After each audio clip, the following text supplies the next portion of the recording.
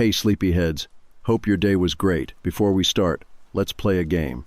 Comment the time where you are right now and whether you should be asleep already. Let's see who's the biggest night owl. Before you settle in, tap that like button and subscribe to keep the cozy vibes coming.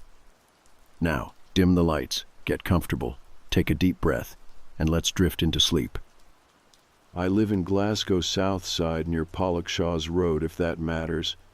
I'm in a small one-bedroom flat above a newsagent. Nothing fancy. I moved in last October after finding it on Gumtree.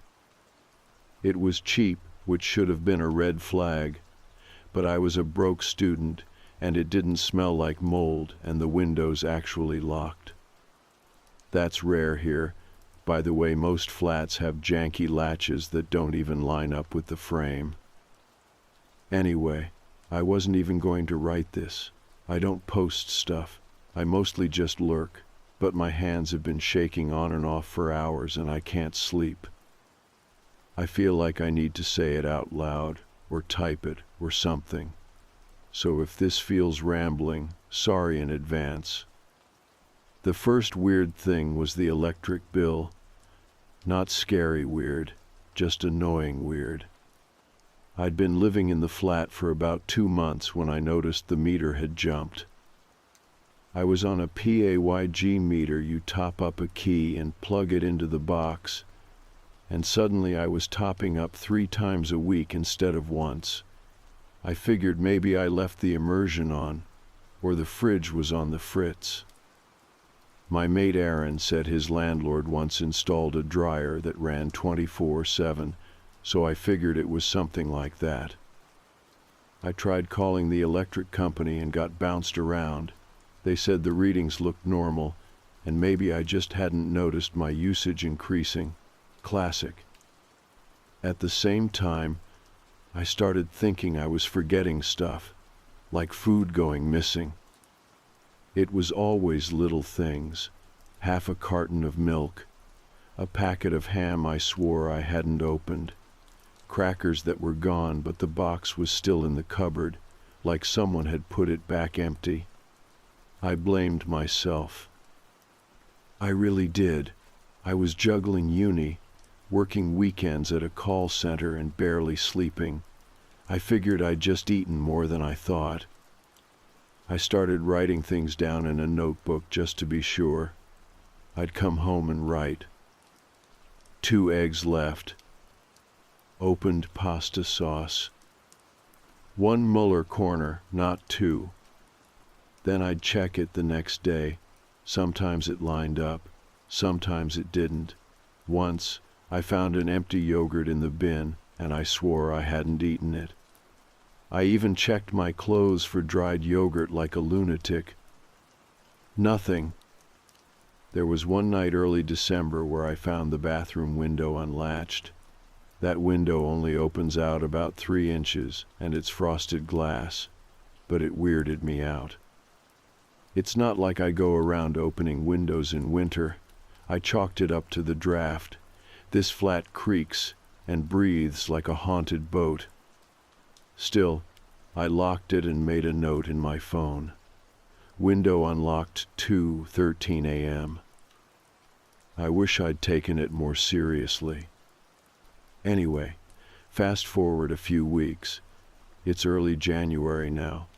The heating's shite, and the only way I stay warm is by wearing hoodies and running the kettle every hour. I had this habit of getting up in the middle of the night to make tea, mostly because I couldn't sleep, and the noise of the boiling water felt like company. So it's around 3 in the morning. I'd just gone back to bed from a piss and decided I wanted water. Not tea this time, just cold water. I go into the kitchen, flick on the light, and hear this sound from above me. Like a slow, rough drag. Wood on wood, maybe, or nails on old plasterboard. It wasn't loud. That's the part that messed me up. It was faint, like someone trying to be quiet and just barely failing. I froze, literally stopped mid-step. I'm not a brave guy. I've never punched anyone in my life. I just stood there in my socks, holding an empty glass, listening. Then it stopped. No thud, no scampering, just silence, like whoever or whatever made the noise had realized I heard. I didn't drink the water. I backed out of the kitchen and sat on the couch with all the lights on until the sun came up. Every little creak in the ceiling made me flinch. I called the landlord that morning. He's a guy named Fraser, kind of aloof but decent. I told him I heard something in the ceiling. He said maybe it was rats or pigeons, and he'd have someone out next week. I pushed, and he said he'd check it himself. That afternoon he came over. First time I'd actually met him in person. Everything before was through email. He looked around the kitchen, flicked the light on and off, asked where the sound came from. I pointed at the bit of ceiling above the fridge, near the little extractor vent. He looked at it for a while. Then he said, "You know there's a crawl space above this unit, right?" I didn't. Apparently, above the kitchen and bathroom there was a shallow cavity, not even a full attic, just a weird little space with exposed beams and insulation. You could only access it through this old maintenance hatch near the back of the building, not through my flat, which made no sense. Fraser left to get a ladder. I stood outside in the cold smoking a cigarette, even though I hadn't smoked in over a year. When he came back, he was gone about 15 minutes. I didn't hear much. Some light banging, a cough. Then I heard, clear as anything, him say, "What the actual fuck?" He came down pale. I'll never forget how he looked. Like he'd seen something wrong, not dangerous. Just wrong in a way you can't put into words. He didn't say much. Just told me to leave the flat for the night. Said he'd call someone. I stayed at Aaron's that night. Slept on the floor with a hoodie balled under my head and didn't close my eyes once. Fraser didn't text until noon the next day.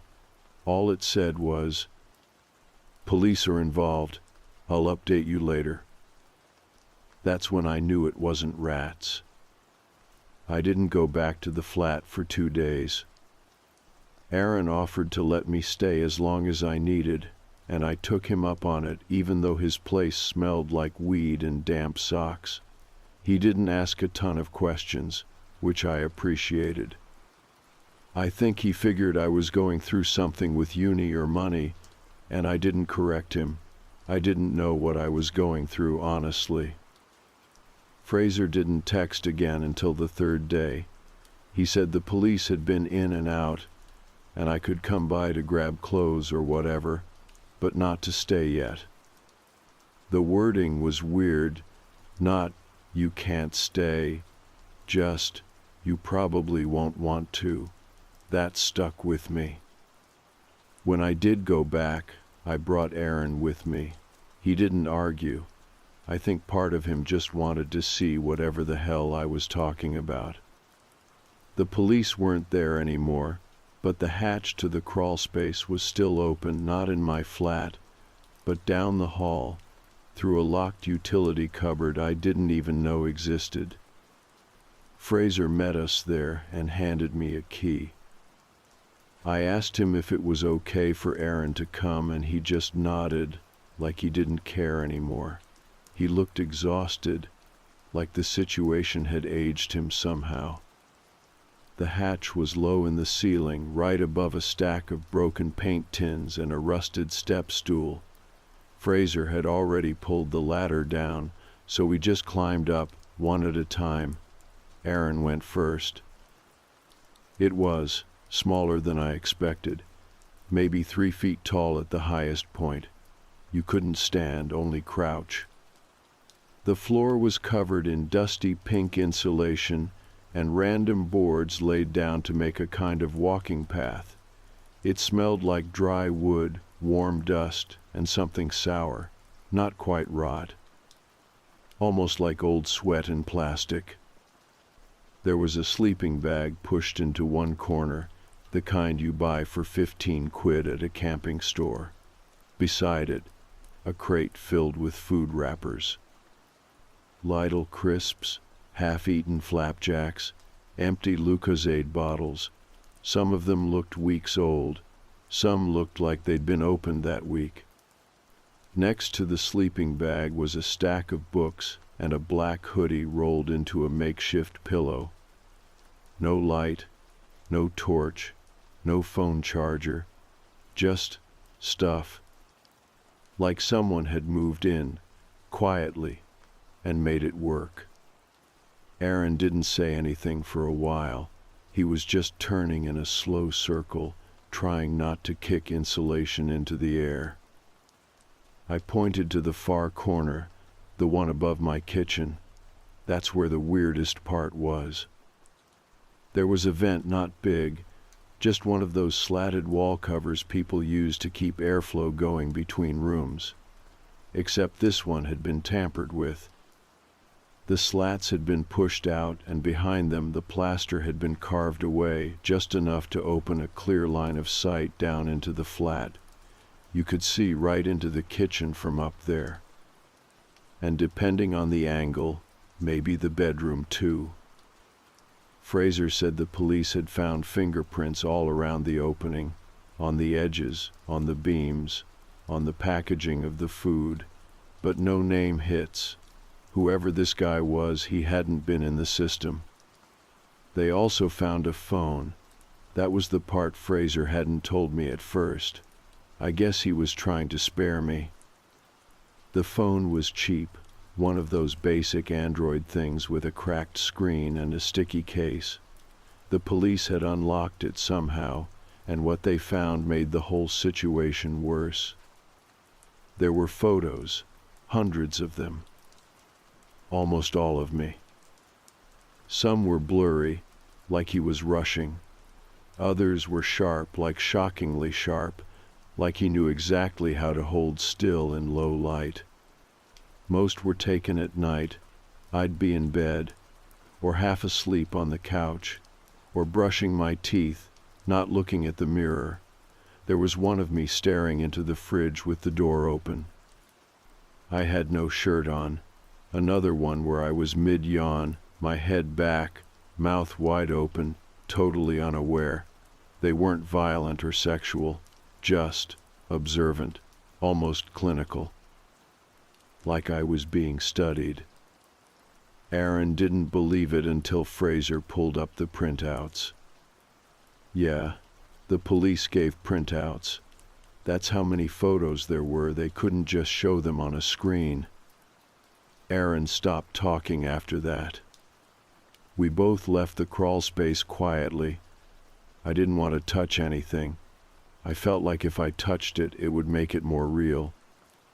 Back in the flat, Fraser asked if I wanted to stay somewhere else for a while. I said yes.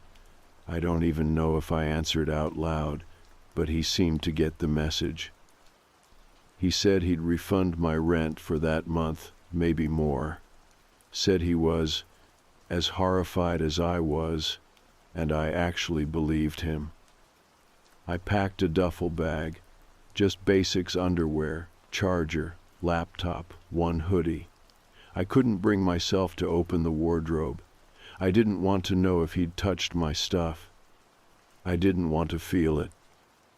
Aaron and I got in his car and drove without talking. Once we got to his, I sat on the edge of his bed and looked down at my hands. They were shaking again, not from cold. I thought about the food, the bills, the open window, all the little things I had explained away. I thought about how many nights I had walked around in boxers or stood in front of the mirror shirtless, not knowing someone was right above me watching. And I thought about the worst part. The phone was still being analyzed, but Fraser said something the police had told him quietly, off the record.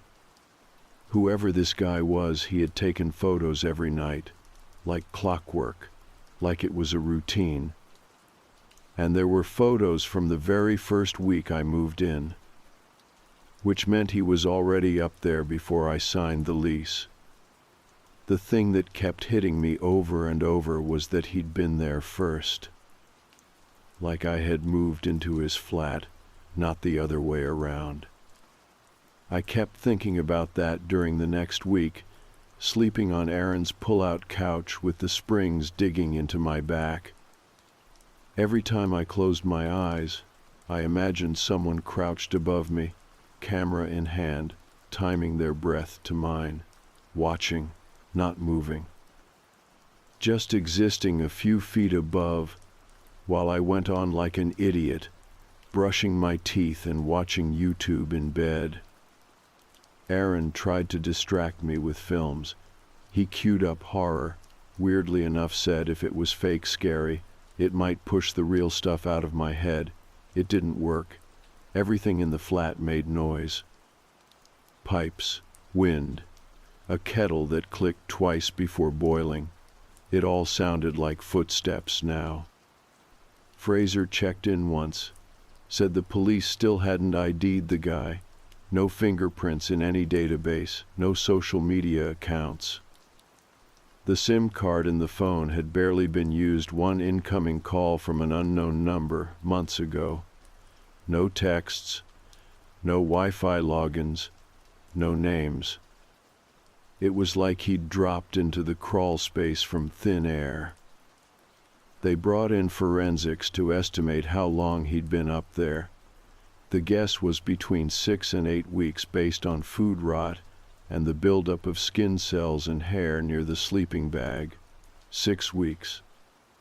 That's nearly 2 months of him living above me, unnoticed.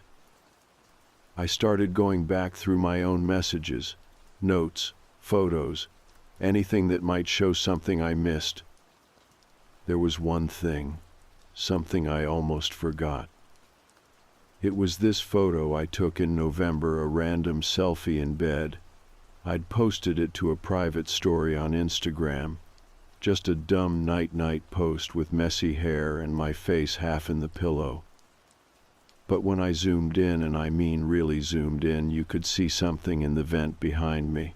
A shape, just a shadow maybe, but too symmetrical, like a face pressed close to the slats. I stared at it for a long time, trying to convince myself it was nothing. I didn't show Aaron. I didn't delete it either. Eventually, I had to go back to the flat. Not to stay, just to meet with the detective assigned to the case. She wanted to walk me through some things. I asked Aaron to come, but he had work. So I went alone. It felt like walking into a memory someone else had lived. The flat smelled different now, stale and cold, like nobody had exhaled in it for a while. The kitchen light flickered once before staying on. I didn't go near the fridge. Detective McEwen was already there, sitting at my little table with a notepad and one of those black fleece jackets zipped up all the way. She stood when I came in and shook my hand. Firm grip, quiet eyes. She said they hadn't found any new evidence, but she wanted to ask me some follow-up questions about routine, habits, visitors. I answered everything as best I could. Then she asked something strange. "Do you ever sleepwalk?" I blinked. "No, never." She nodded, scribbled something and said, "Did you ever wake up somewhere other than your bed?" "No," I said. But even as I said it, a memory surfaced, one I hadn't thought about in weeks. There was one morning, late November, where I'd woken up on the floor. I thought I'd rolled out of bed, maybe while dreaming.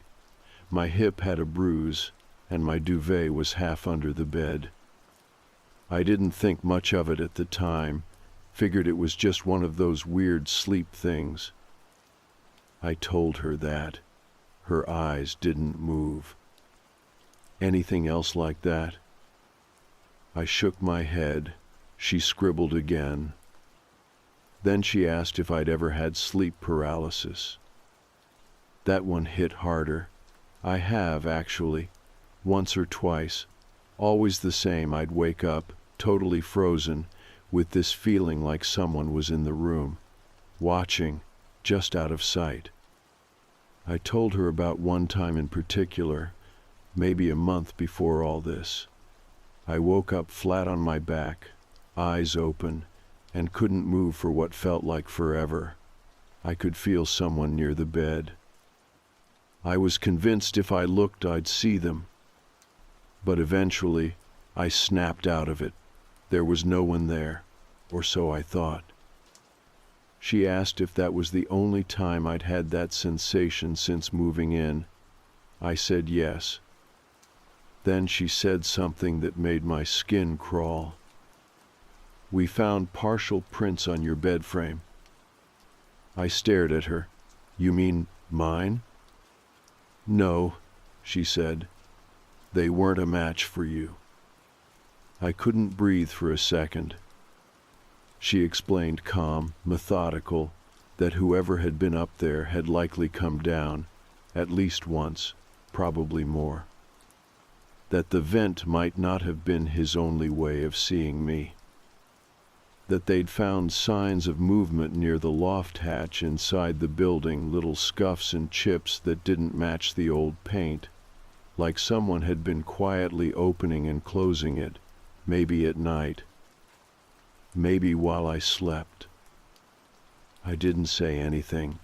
My throat felt tight. She gave me her card, said I could call any time, then she left. I didn't stay long after that. I took one last look at the bedroom, the ceiling, the vent, the mirror. I stared at my own reflection for a full minute, trying to see myself as he might have seen me, slack-jawed, asleep, vulnerable. Then I left, locked the door, didn't look back. I stayed at Aaron's a few more nights, but it didn't feel safe anymore. Not because of him just. I couldn't sleep in a flat without checking the ceilings now. Every vent, every shadow, every pop of the walls settling it all felt like a warning. Eventually, I asked my aunt if I could stay with her for a bit. She lives outside the city's small house, no upstairs neighbors, no crawl spaces. I haven't told her the full story, just said there was a break-in, and I'm not ready to be alone yet. She didn't push. I check the locks every night. I keep a chair under the handle. I sleep with the light on. And sometimes I still wake up in the middle of the night, heart pounding, sure I heard something above me. Even though there's nothing there now. Even though they said he's gone. I started therapy a couple of weeks after moving into my aunt's place. She didn't suggest it. I didn't tell her I was going. It just felt like something I was supposed to do, like brushing your teeth after eating something that tasted wrong. The therapist's office was in this quiet little converted townhouse near Queen's Park. I had to walk past 2 schools and a cemetery to get there. She had warm lights and 2 big armchairs and gave me tea in a chipped mug that said, "World's Oakiest Therapist," which I pretended to find funny. At first I didn't talk about the crawl space. I talked about uni, about stress, about money and not sleeping. She nodded a lot, asked how long I'd been feeling like this. I lied, said, a few weeks. It had been longer. Eventually I told her what happened. I didn't use dramatic words. I said someone had been living in the ceiling above me, that he watched me while I slept, that the police found his things, and that they still didn't know who he was. She just blinked slowly and asked how that made me feel. I didn't answer right away. I remember staring at the mug in my hands and thinking, I don't feel anything yet. It was true. I was still floating, like none of it had really sunk in, like it had happened to someone else, and I just got stuck with the cleanup. I wasn't scared anymore. I wasn't even angry. I was just wrong, off tune, like a guitar string too tight. The only thing that felt real was the phone. I hadn't seen it myself, but I thought about it constantly. Fraser told me they'd found over 400 photos in total, all of them time-stamped, almost all taken between midnight and 5 in the morning. That meant he wasn't just watching, he was waiting. Planning. One of the officers said it looked like the man had a system, that he might have set alarms, quiet ones, to wake up, take the photo, go back to sleep. That messed me up more than anything. Because it wasn't impulsive. It wasn't even compulsive. It was routine. There's this one night I keep coming back to. It was maybe my 3rd week living in the flat. I remember it clearly because I couldn't sleep and ended up watching videos on my laptop until nearly 5 in the morning. I had headphones in, volume low, but I kept seeing something out of the corner of my eye, just flashes, like a light source shifting. I thought it was headlights from the street, but now I wonder if it was him. Adjusting his phone, trying to get a better angle. Maybe I ruined his usual timing. Maybe I stayed up too late and he had to wait, crouched in the ceiling like some kind of sick time-lapse photographer. That image won't leave me. Sometimes I catch myself looking up at lights, vents, cracks in paint, and imagining what it would be like to hide there, what it would feel like if you had to be totally still, totally quiet. If your knees ached but you couldn't shift your weight because the person below might hear it. That kind of stillness takes effort. It's deliberate. That's what scares me most, the patience of it. About a week after I told my therapist the full story, she asked if I wanted to see the crime scene photos. I said no. Then I changed my mind. She didn't have them, obviously, but she said if I was ready, she could request access through a trauma unit that worked with victims of stalking. That word felt too small. Stalking. It sounded like something that happens in the open, in daylight. This didn't happen in daylight. While I waited to hear back, I started trying to retrace his steps. I don't know why. Maybe because the police had hit a wall and I wanted to do something instead of just waiting for a knock at the door that might never come. I went back to the building one afternoon.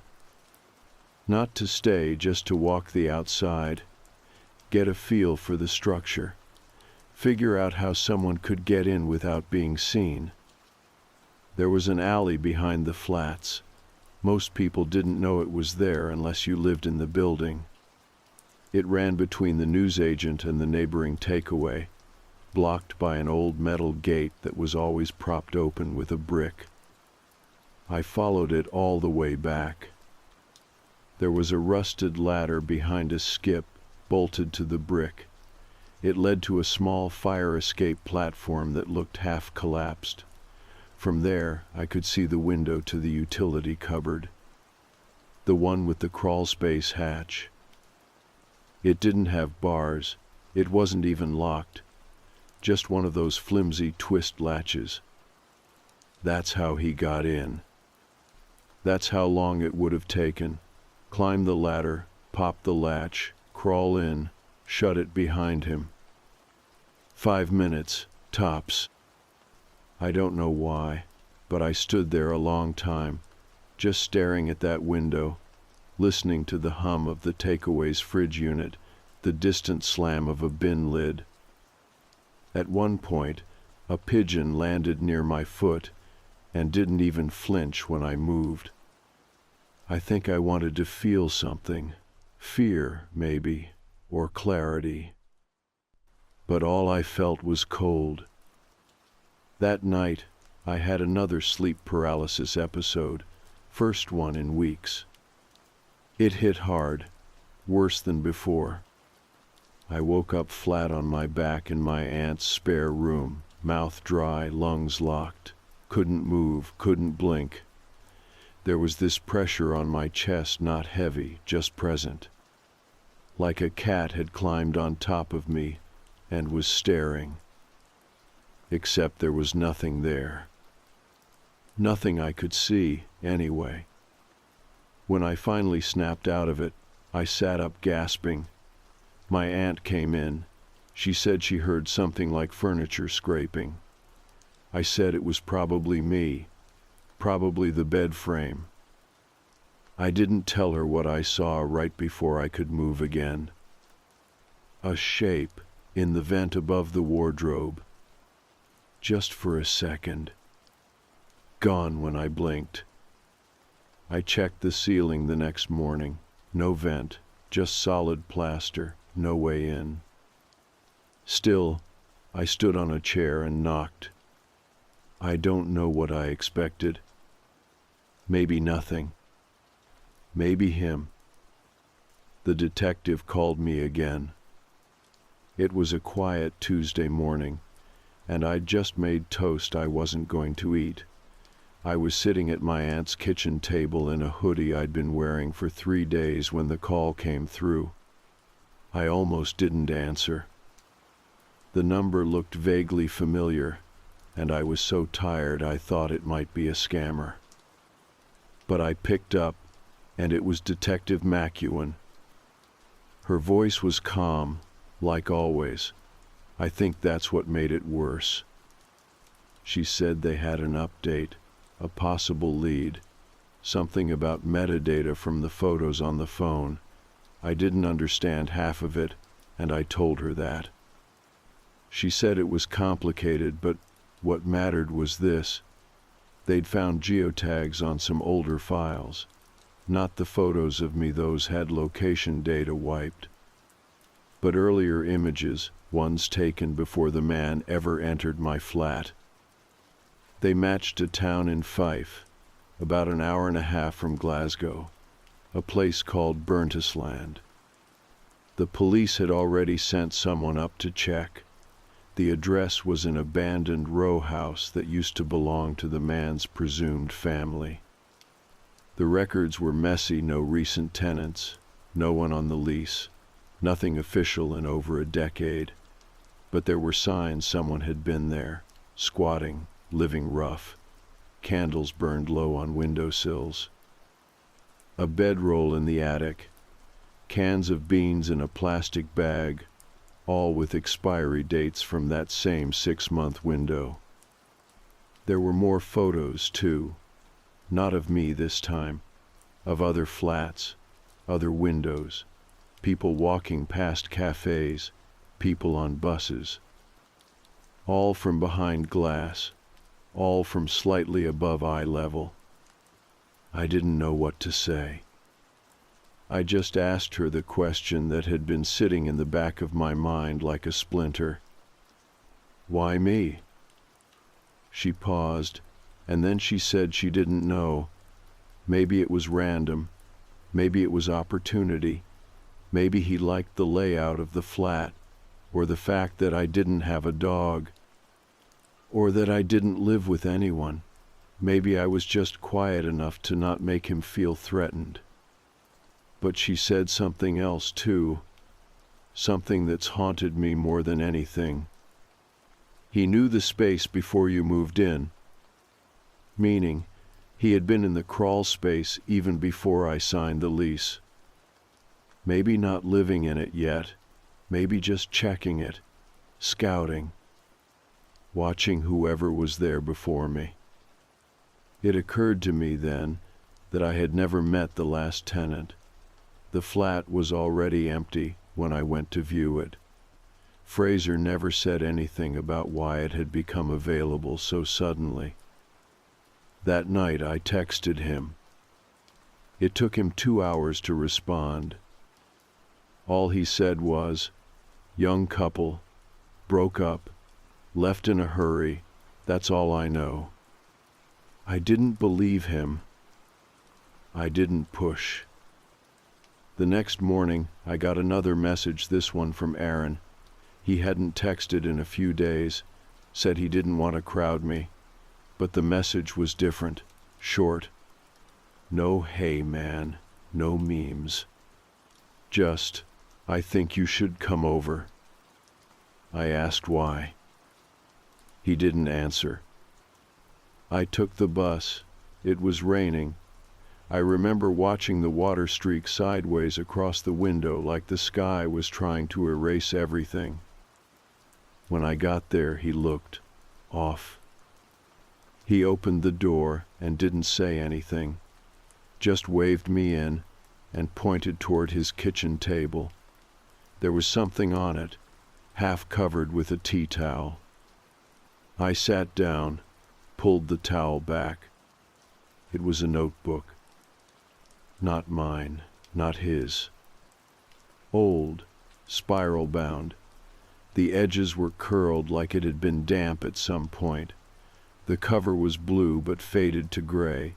No stickers, no title, just a name, scrawled in pen on the inside cover. The name was Callum. Aaron said he found it in his loft.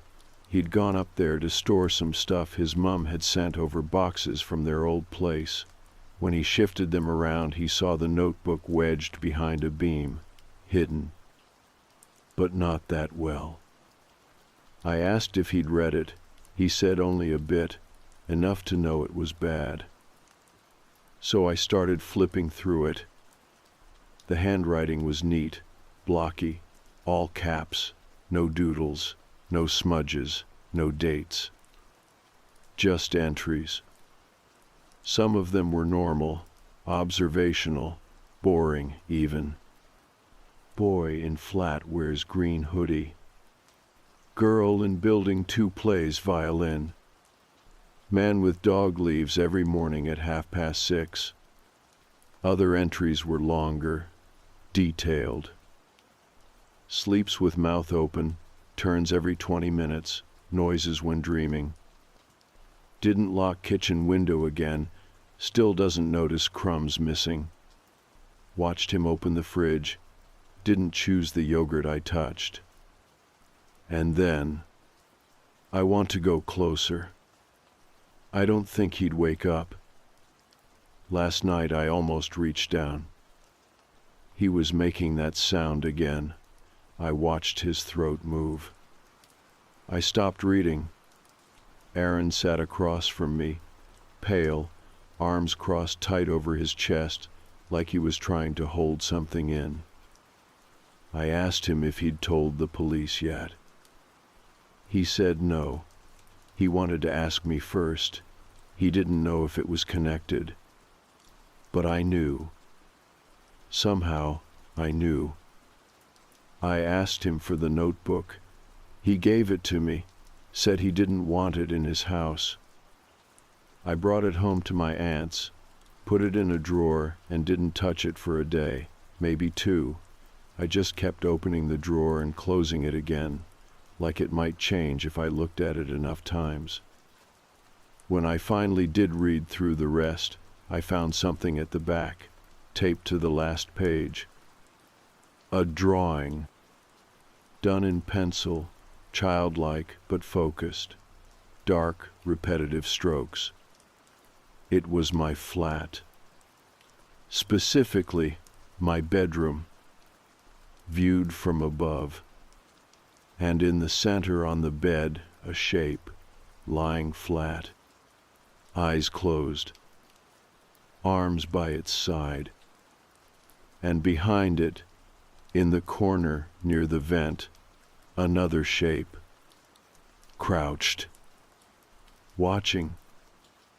I turned the drawing over 3 times just to make sure there wasn't anything else. A note, a signature, anything. There wasn't. Just the image burned into the page, those 2 figures, the watcher and the watched. One passive, one patient. The longer I stared at it, the more it looked like something out of a dream. Not a nightmare exactly, just a place you don't want to be but can't leave. I turned it face down and left it there on the desk. I couldn't throw it away, but I didn't want it near me either. For a few minutes, I just stood there, trying to figure out how it made me feel. And I realized something strange. I wasn't scared. Not anymore. I was tired. Tired in a way I hadn't known you could be. Like the exhaustion went past my bones, past my nerves, down into some place deeper. The part of you that keeps the lights on even when everything else is flickering. That night, I didn't have a nightmare. I didn't see him in the ceiling. I didn't wake up frozen. But I did make a decision. The next morning, I took the notebook carefully wrapped in a shopping bag and walked to the police station myself. No appointment, no phone call. I just went in, told the desk officer I had new evidence related to an ongoing investigation, and waited. Detective McEwen came down within 20 minutes. She looked surprised to see me, but not unpleasantly so. I handed her the notebook and didn't say much, just, "It was found in my friend's loft. I think it belongs to him." Her eyebrows lifted when she flipped to the entries. By the time she reached the drawing, she was already calling someone else over. Another officer appeared. They took the notebook, asked me a few questions, logged everything. It felt procedural, but solid, like progress. Before I left, McEwen walked me to the door. She said she was glad I came in, that they might finally have enough to trace him. That DNA from the notebook, sweat, skin, even oil from fingerprints could be the missing piece. I asked what would happen next. She said they'd follow up. She couldn't make promises, but there were new angles now, new places to search. She told me very gently that it was unlikely I'd ever get every answer. That some people don't leave explanations, that some just watch. But she also said something else, something that stuck with me. "You're not his story anymore, you're yours." I didn't know what to say to that. I just nodded and left. After that, things started to settle, not in a dramatic way. There was no single moment where I felt cured or safe again. But time passed. I went back to classes. I moved into a new flat across the city, top floor, newly built, no attic. I checked, twice. Aaron and I stayed close, closer than before, actually. I think shared fear does that, bonds you in a way nothing else really can. We didn't talk about the notebook much, or the man. It became this quiet agreement. If either of us needed to talk, the other would listen, but otherwise, we let it rest. Fraser ended the lease on the old flat permanently, said it was being gutted and remodeled. I think part of him blamed himself. Maybe he should have known. Maybe someone should have noticed the missing food, the scratch marks, the hollow-sounding ceiling. But no one did. That's the truth. Because no one expects that kind of thing to happen. Not in your home. Not in your life. The official case eventually went cold. They never found the man. The DNA from the notebook didn't match anything in the system. The address in Fife turned out to be a dead end. Whoever squatted there was long gone. The SIM card, the photos, the handwriting, all dead trails. McEwen called me to tell me herself. She was apologetic, professional, said if anything new came in, they'd let me know. But as far as the department was concerned, the man in the crawl space had vanished. And weirdly, that didn't ruin me. Because by then, I'd already stopped looking for him. I know how that sounds. I do. Like I gave up. Like I let him get away with it. But the truth is, I realized something even harder. It was never about him. It was about the way it made me feel. About what it did to the way I saw my world, my home, my sense of safety. He didn't need to hurt me physically. He already did the damage just by being there. And the way I take that power back isn't by hunting him. It's by living, loudly, without shame, without fear. I leave the lights off now sometimes, on purpose. I let myself sleep with the window open, just a crack to hear the wind. I take photos of myself on my own terms. And I don't check the ceiling anymore. Not because I think he's gone, but because I've stopped letting him live rent-free in my head. 1 year later, I'm still here. Still studying, still moving through life like everyone else. I drink too much coffee. I forget laundry in the machine. I argue with my mom about stupid things. In a lot of ways, I'm just like before. Except now, I notice people more. Not in a paranoid way, not always, but in a present way. I look at faces, at postures, at eyes that linger too long in cafes. I trust my gut when something feels off, and I tell people when it does. I've also started writing. I mean, properly writing. This what you're reading now is part of that. Not for clicks, not for karma, just to let it out, to let it go. Because even now, after all of it, I still think about the crawl space sometimes. I think about the silence above my head, the vent, the notebook, the drawing. And I wonder what he saw, night after night, as he crouched in the dark and watched me sleep. But then I remember something even more important. He had to hide. I didn't, and I never will again. I don't usually talk about this, not because I'm scared of being believed or laughed at or whatever. I just genuinely haven't been able to explain it in a way that feels real.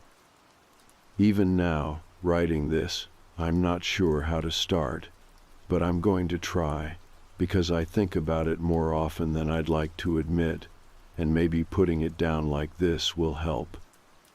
This happened about 5 years ago, when I was in uni in Leicester. I was broke, obviously, and I'd picked up a part-time job at a charity shop a few blocks from campus. It was the kind of place you walk past without noticing. Faded signage, musty smelling inside. Mostly staffed by older volunteers who came in twice a week to fuss over the books or restock the racks of clothes that smelled like damp attic. I worked evenings just a few hours after lectures, mostly helping the manager, Carol, close up. She was in her 60s, all cardigans and sensible shoes, with this polite but tired voice that never changed tone, even when she was angry. One of those people who you can never tell if they like you or just don't have the energy to deal with you. Anyway, on my first shift, Carol gave me the usual tour till donation sorting, fire exits, all that. We passed a narrow staircase in the back hallway, door at the bottom with a chain lock across it. I asked what was up there. "Old storage," she said, without slowing down.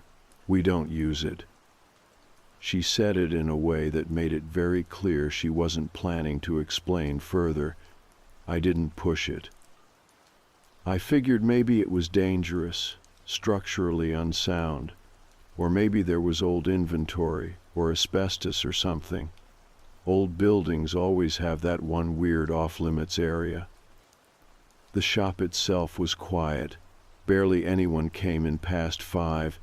I'd spend most of my shifts tidying, pricing books, or rearranging the cluttered front window to look seasonal. I didn't mind.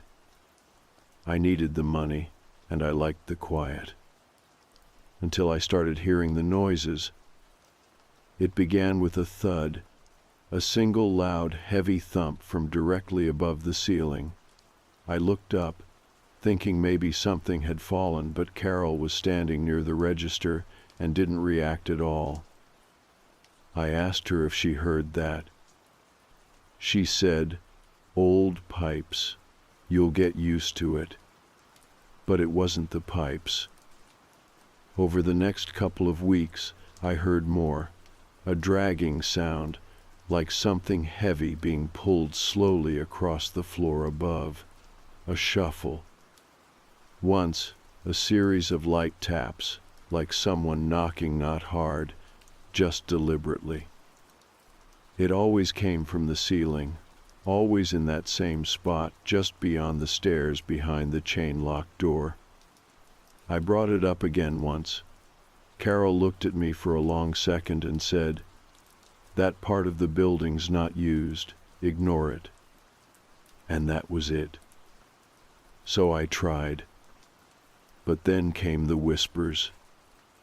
Not words, just breath and tone, like someone having a conversation just too low to catch. It never lasted more than a few seconds. I'd pause, look up, and it would stop. One night, I was closing alone. Carol had left early for a doctor's appointment. The front shutters were down.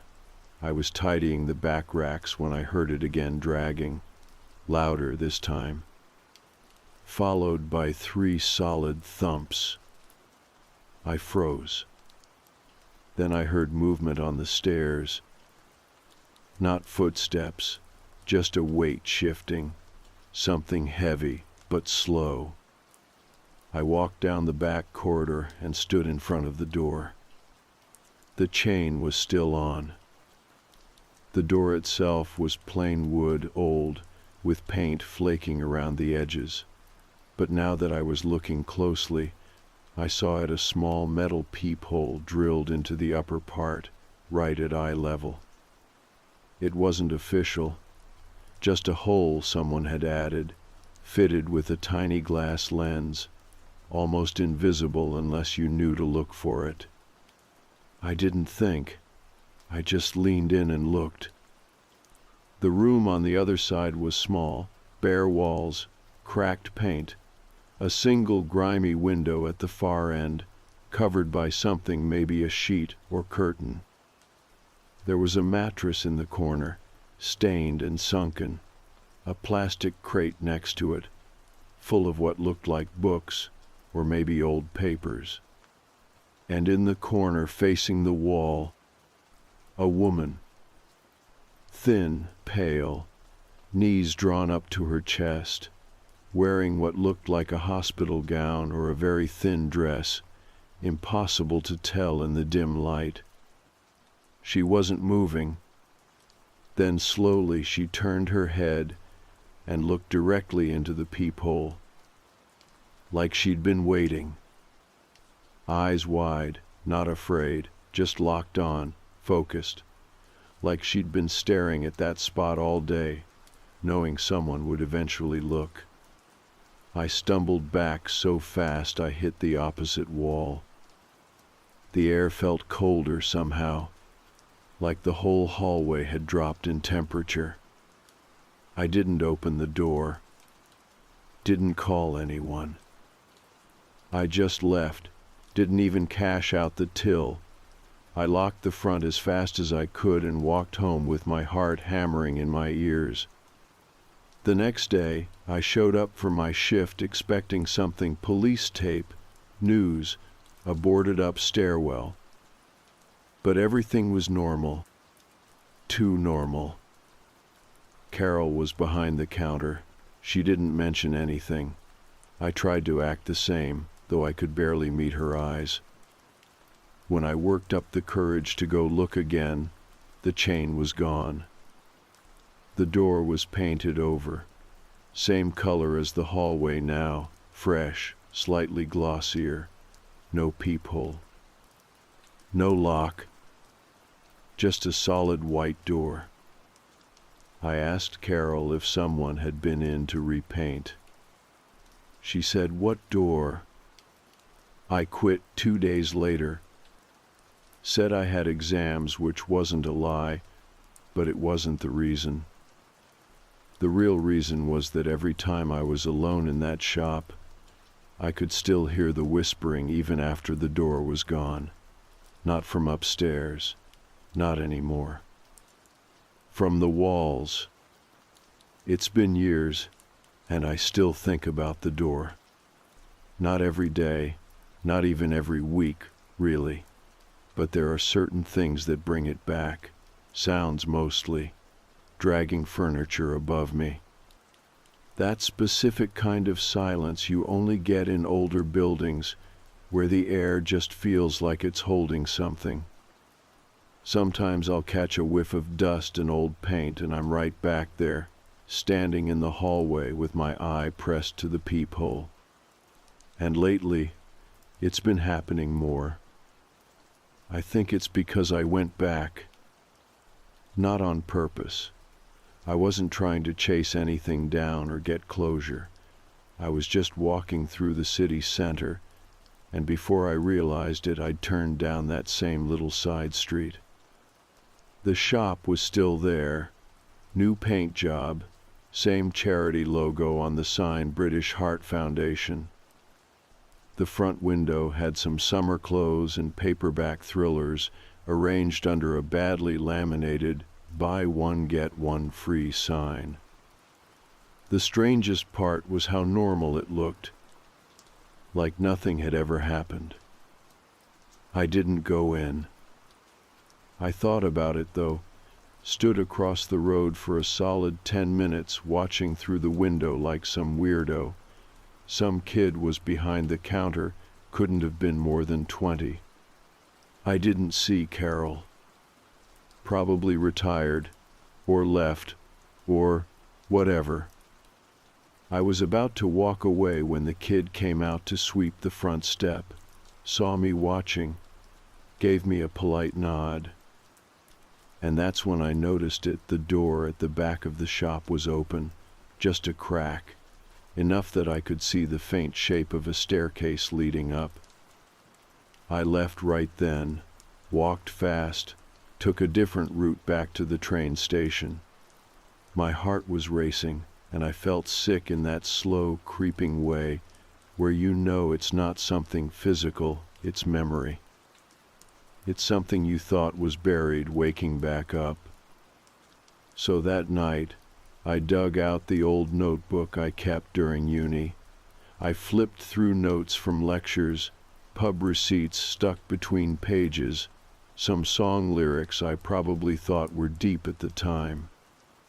And then I found it, one folded sheet tucked near the back, written in my handwriting. Wednesday night, door chained, peephole visible, woman in corner, staring. Carol acted like it never existed. Just reading it made my chest tighten. Because here's the thing, after I quit, I tried to forget. I told myself it was stress, sleep deprivation, weird acoustics in a creaky building. I'd been working late, skipping meals, letting coursework pile up. Maybe I imagined it. Maybe I saw some old mannequin through a trick of the light, and my brain turned it into something else. But that note written the same night it happened, in my own scrawl, said otherwise. And it wasn't the only one. There were two others. One from the following day. Door painted, chain removed, peephole gone. Carol didn't acknowledge, couldn't get a straight answer. And one more, this one messier, scribbled like I was trying to get the words down faster than my thoughts. Still hearing movement upstairs, even with no access, not footsteps dragging, same spot every time. I must have written that the day I quit. Looking at it now, I'm not sure why I stopped writing things down after that. Maybe I didn't want to encourage it. Like if I gave it too much space in my head, it would dig deeper. That's how it felt at the time, like the more I noticed, the more it noticed me. But it's not just sound I remember now. It's her face. Or rather, the way she looked through the peephole. I've tried to describe it before to friends when I've told this story in bits and pieces. The problem is, people think creepy means screaming or lunging or crawling on the ceiling. She didn't do any of that. She was just there, waiting, not blinking. And that expression, not quite afraid, not angry, just expecting, like I'd arrived late. I think that's what scared me the most. She wasn't surprised to see me. It was the opposite. She looked relieved. I stopped talking about it for a long time. Until about 6 months ago. That's when the dreams started. They're not nightmares, not in the usual sense. There's no gore or monsters, just a hallway narrow, dim, with that same flaking white paint. I'm walking toward the door. I know the door's coming, even before I see it. I can hear the sound already, the dragging, the slow scrape of something heavy across the floor above me. I never make it all the way to the peephole. I always wake up just as I reach for it. I told myself it was just stress. I've been working a lot, not sleeping great, old memory resurfacing. But last week I had the dream again, and this time I saw something new. Not the door, not the woman. The books, the crate in the corner, the one next to the mattress. I never really focused on it before. But in the dream, I could see one of the covers clearly. It was green, hardcover, cracked spine. The title, or what I remember of it, said something like, "For the Observers." And that phrase hit me like a punch to the chest. Because when I was still working there, I remember pricing a book with that exact name. A weird one. No author listed, no barcode, just the title on the spine. Inside, the pages were covered in diagrams, not illustrations, but floor plans, rooms, corridors, staircases, all labeled with times, names, and dates that didn't seem to follow any logical order. I didn't think much of it at the time.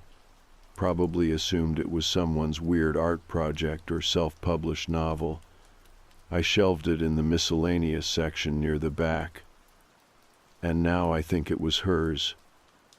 I think those books in the crate were journals, records.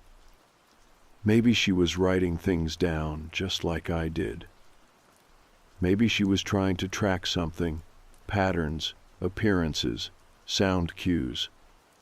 Or maybe she wasn't alone in there. Maybe she was observing someone else, or something else was observing her. And now, years later, it's bleeding into my dreams. Not because I opened a door, I never did. but because I looked, because I saw her, and she saw me. I started keeping the notebook again.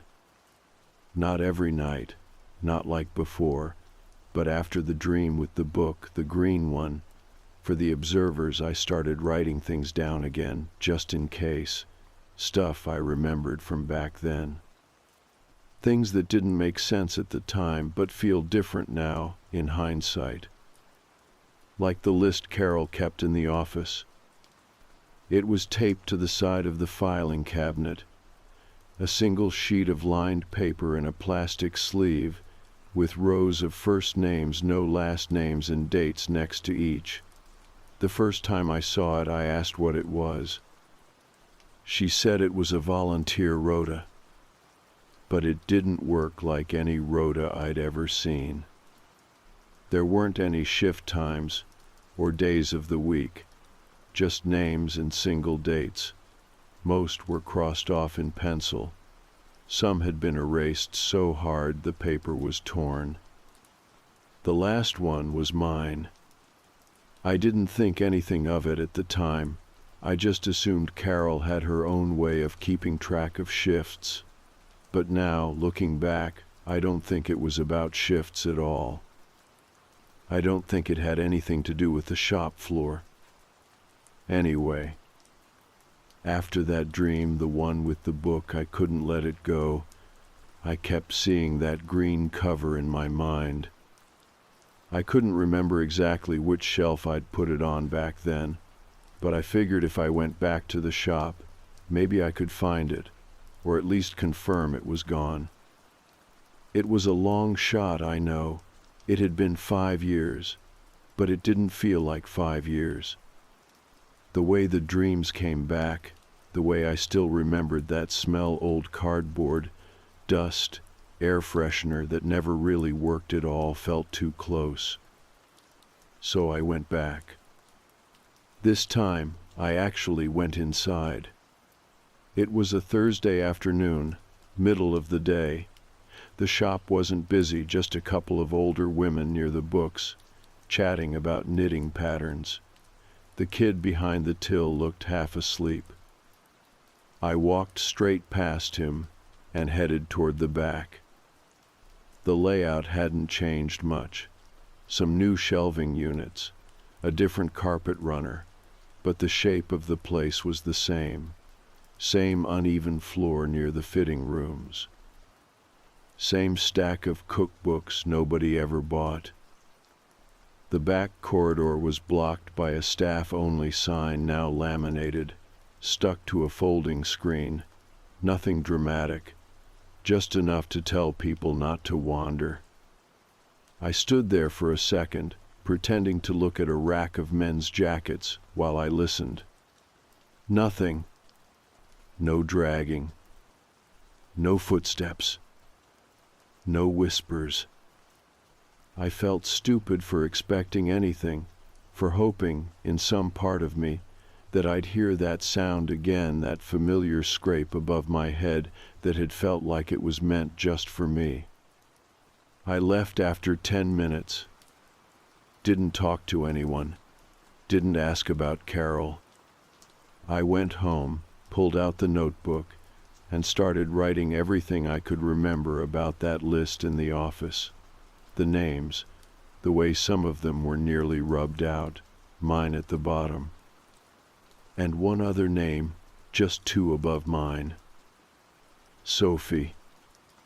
I hadn't thought about that in years. I don't remember ever meeting a Sophie at the shop, but the name stuck out for a reason. Because one of the library assistants in my department back in my 2nd year was named Sophie. She stopped showing up around the same time I quit the shop. Nobody made a big deal out of it. I think people assumed she dropped out or transferred. We didn't know her well. She was quiet, polite. Always had a book under her arm and wore long sleeves, even in the summer. But I remember once, toward the end of term, she came into the library with this weird look on her face. like she'd been crying for hours but had run out of tears. She sat near the back, didn't open a book, didn't use her laptop, just stared at the carpet. I asked if she was okay. She looked at me like she was about to say something, like her mouth had already formed the first syllable, and then just shook her head. That was the last time I saw her. Until last week. I was on the bus into town, sitting by the window, scrolling through my phone. The bus pulled up to a stop near the university. A group of students got on, and one of them made me freeze. Short brown hair, pale, same long sleeves. She looked older, obviously, tired, but it was her. Sophie. She didn't see me, sat at the front of the bus, headphones in, staring ahead. I didn't get off at my stop. I followed her. Not in a creepy way, I just needed to know.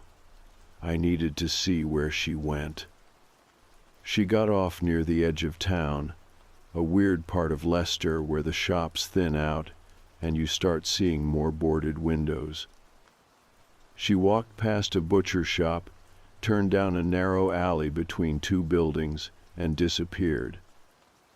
I waited a few seconds, then followed. The alley opened into a courtyard I didn't know existed. It looked abandoned, broken windows, rusted bins, weeds growing through the cracks in the pavement. And in the corner was a door. Wooden, flaking paint. No signage. Just a small brass plaque near the handle. No observers beyond this point. The hairs on the back of my neck stood up. I didn't knock. Didn't try to open it. I just stood there, heart thudding, and took it in. Because that phrase, no observers beyond this point, matched something I saw in the book. Not the cover, one of the diagrams inside. A floor plan labeled with that exact phrase, right next to a shaded stairwell. I went home and tore my flat apart, looking for anything else I might have kept from that time, old receipts, books, emails from Carol. Nothing, except one file on my laptop, a Word doc titled Stockroom, Notes, Docs. I don't remember writing it. The metadata says it was created on May 4th, 2018, 2 days before I quit. It's only one sentence. She wasn't trapped in the room. She was watching the door. After I found that file, the one that just said she wasn't trapped in the room, she was watching the door, I couldn't stop thinking about it. I don't remember writing those words, but they felt familiar. I stared at them for a long time, trying to picture where I was when I typed them. Maybe in the uni library, late at night, coming down off caffeine and poor sleep, or maybe sitting in the back room of the shop on one of those fold-out chairs, just after I saw her. Like my brain had been too shaken to put it all together, so I left myself a breadcrumb instead. But that phrasing, watching the door, messed with me. Because in every version of this story I'd ever told myself, she was the one being watched, trapped, observed. That's why the room looked the way it did, right? That's why there was a peephole. Why she didn't blink. Why she stared like she'd been waiting. Except, what if I had it backward? What if she was the observer? What if that's why the room was locked from the outside, not to keep her in, but to keep others out? I started going back through every scrap of memory I had from the shop, things I'd ignored, details I'd forgotten. Like the buzzing. That low, quiet hum that was always just under everything when the shop was closing. Not the lights, not the till, Something else. I remember asking Carol about it once. She said, "Old electrics. The whole building's wired strange." But it wasn't that kind of sound. It was pulsing, rhythmic, like it was being broadcast. I think that's what the woman was listening to. I think that's why she never moved. And then there's the peephole itself. It wasn't standard. It didn't look like something added by a landlord or a carpenter. It was fitted too cleanly, a little too central. The lens wasn't glass. It was some kind of dull plastic, like an old camera filter. I started Googling, looking through message boards, forums about forgotten architecture, paranormal threads, urban exploration sites. And eventually I found something. A thread titled "Unlisted Rooms in Commercial Buildings, UK Only." Buried 6 pages deep was a comment from a user called ClosedDoor24. They wrote, "If you find a room with no number, no key, and a smooth lens drilled into the door, don't look in. She's not there for you. She's there for the handover." No other comments, no follow-ups, just that post. I clicked the user's profile. Inactive. Last seen, May 6th, 2018. 2 days after I quit the shop. I started to feel like this wasn't just about the room anymore. It wasn't just some isolated event in my life. There was a pattern, and I'd stepped into it without realizing. I needed to know more. So I did something stupid. I went back to the courtyard, the one where I saw Sophie disappear. It took me an hour to find it again. The turnoff from the main road looked different in daylight, smaller, narrower. I walked past it twice before I recognized the red graffiti on the bin. The courtyard was empty this time, no one around. Same rusted-out bike frame against the wall, same broken windows. The door with the brass plaque was still there. I walked up to it. Knocked once. No answer. I pressed my ear to the wood. Silence. Then very faintly that low humming again, like an old transformer behind a wall, constant, buzzing under everything. I reached out and tried the handle. It turned. The door swung inward a couple of inches, groaning on the hinge. I didn't go inside. Just stood there, staring at the gap. It was dark inside, the kind of dark that feels thick, like it eats light. There was a smell, too, not rotting or chemical, more like cold fabric. Old wool and stone and something that hadn't been moved in a long time. Then a voice said quietly, "Not this time." I couldn't tell where it came from. Inside, behind me, or maybe not a voice at all, maybe something I just heard without sound. I closed the door and left. Haven't gone back. But since then, things have changed. The dreams are different now, more specific. I'm no longer just walking down the hallway. Now I'm standing inside the room. The room above the shop, except it's empty. The mattress is gone, the crate, the woman, and instead there's a mirror on the far wall, one of those tall department store style ones, the kind that makes you feel stretched. I stand in front of it, but I don't see myself. I see the peephole. I see my own eye, wide and blinking, staring in from the other side. And I realize she wasn't waiting. She was watching me. Through the mirror. through the peephole, through whatever that lens was. And now, I think the mirror is watching me too. Because last night, after I woke up from the dream, I went to the bathroom, stared at myself in the mirror for a long time. Nothing weird happened. But as I turned off the light to leave, I swear I saw my reflection blink half a second too late. Not a glitch, not sleep deprivation. Just a delay, like it had been waiting to see if I noticed. And when I did, it smiled. Only slightly. But it wasn't me smiling back. I shut the bathroom door and didn't sleep. This morning, I opened the notebook. Started writing again. Not because I have answers, but because I think I've taken her place. I don't mean that in a dramatic way. I mean, I looked in when I wasn't supposed to.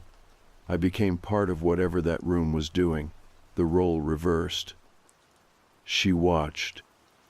Now it's my turn.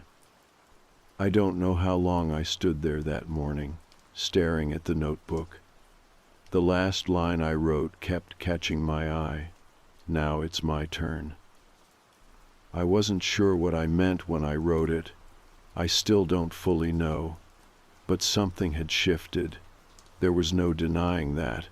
It wasn't just dreams anymore. Not just memories, or the leftover fear from that one night all those years ago. It was bleeding into my waking life. That same afternoon, I was walking home from the shop, not that shop, a different one, a normal one. Just a second-hand book place near the station I sometimes browse when I want to clear my head. It helps. Usually. But that day, as I crossed the road near the old courthouse, I saw something out of place. A silver hatchback, parked where no one usually parks. Tinted windows, engine off. And someone inside staring at me. I didn't recognize them, older man, maybe 60s, face slack, blank, not aggressive, not even particularly focused. Just watching, like he was waiting for something. I crossed the street quickly, looked back once, and the car was gone. Not pulling away. Just not there anymore. That night, the dream came back. Same hallway, same peeling paint, same door at the end. But this time I wasn't walking. I was already inside the room. And she was standing there. The woman from before. Except she looked different now. Not sick, not crouched. She was upright, alert. Her hair was longer, straighter. Her hands were at her sides, not clenched. And she was smiling. Not kindly. Not cruelly. Just like she'd been expecting me. There was something behind her, something tall, covered in cloth, like a wardrobe with a sheet draped over it. She stepped aside. And for a second, I saw what was underneath. A mirror. Except not a normal one. It was too tall, the glass too dim. It looked more like the reflection was being projected as if someone somewhere else was feeding it an image. I saw myself, standing still. But behind me, in the reflection, was someone else. Out of focus, close, almost touching my shoulder. I woke up before I saw their face. After that, things started accelerating. Small things at first. The hallway light in my flat began flickering, but only between 3 and 4 in the morning. Every night, My phone began recording voice memos by itself, short ones, 5, 10 seconds max. Just static. Except one night, I played one back and heard something. A voice, low and close, whispering, "Don't let it close." That was it. I didn't sleep for the rest of the night. I started locking every door in the flat, cupboards, closets, the bathroom, even when I wasn't in it. Not because I thought anything would come through them, but because I was afraid something might not be able to. And I didn't know which was worse. The dreams didn't stop, but they changed, became more fragmented, like flashes, details out of order. I'd be looking through the peephole again, except the room on the other side was my flat. Or I'd find myself sitting on the floor of the charity shop, but the walls were covered in mirrors, all angled slightly off-center. Every reflection showed me in a different position, and in some of them, I wasn't alone. There was one dream I can't shake. I was in the back hallway of the shop. The door was gone, not painted over, just not there. Instead, there was a tall alcove filled with books, and on the spines, I saw names. Mine, Carol's, Sophie's, others I didn't recognize, all arranged chronologically. At the end of the shelf, there was a gap, just enough room for one more. Then a book fell off the shelf by itself and landed open at my feet. Inside, a floor plan. The charity shop. Except every wall had a second line just inside the first, like a double layer. Rooms behind the rooms. Walls behind the walls. And in one corner, written in red ink, "She never left. She just learned to look out."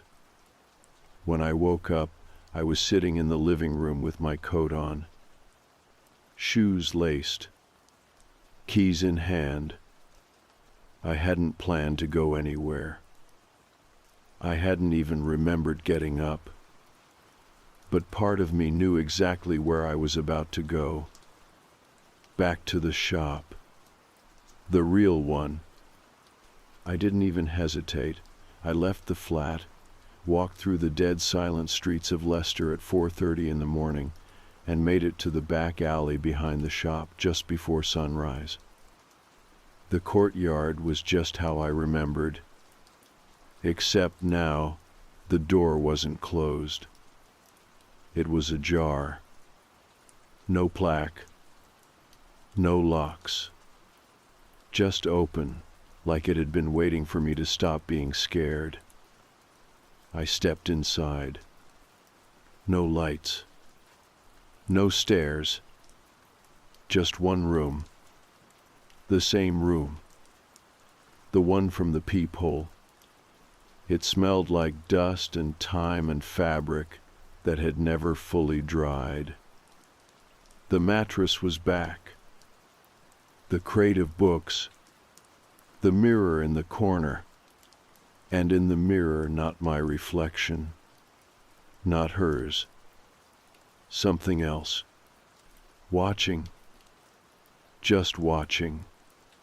I didn't go further. Didn't speak.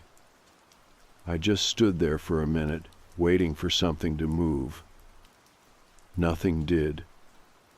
Then from behind me, a voice, a child's voice this time, said, "You've seen enough. We don't need you anymore." I turned. No one was there. When I looked back at the mirror, it was just a mirror again. Just me. Pale. Shaking.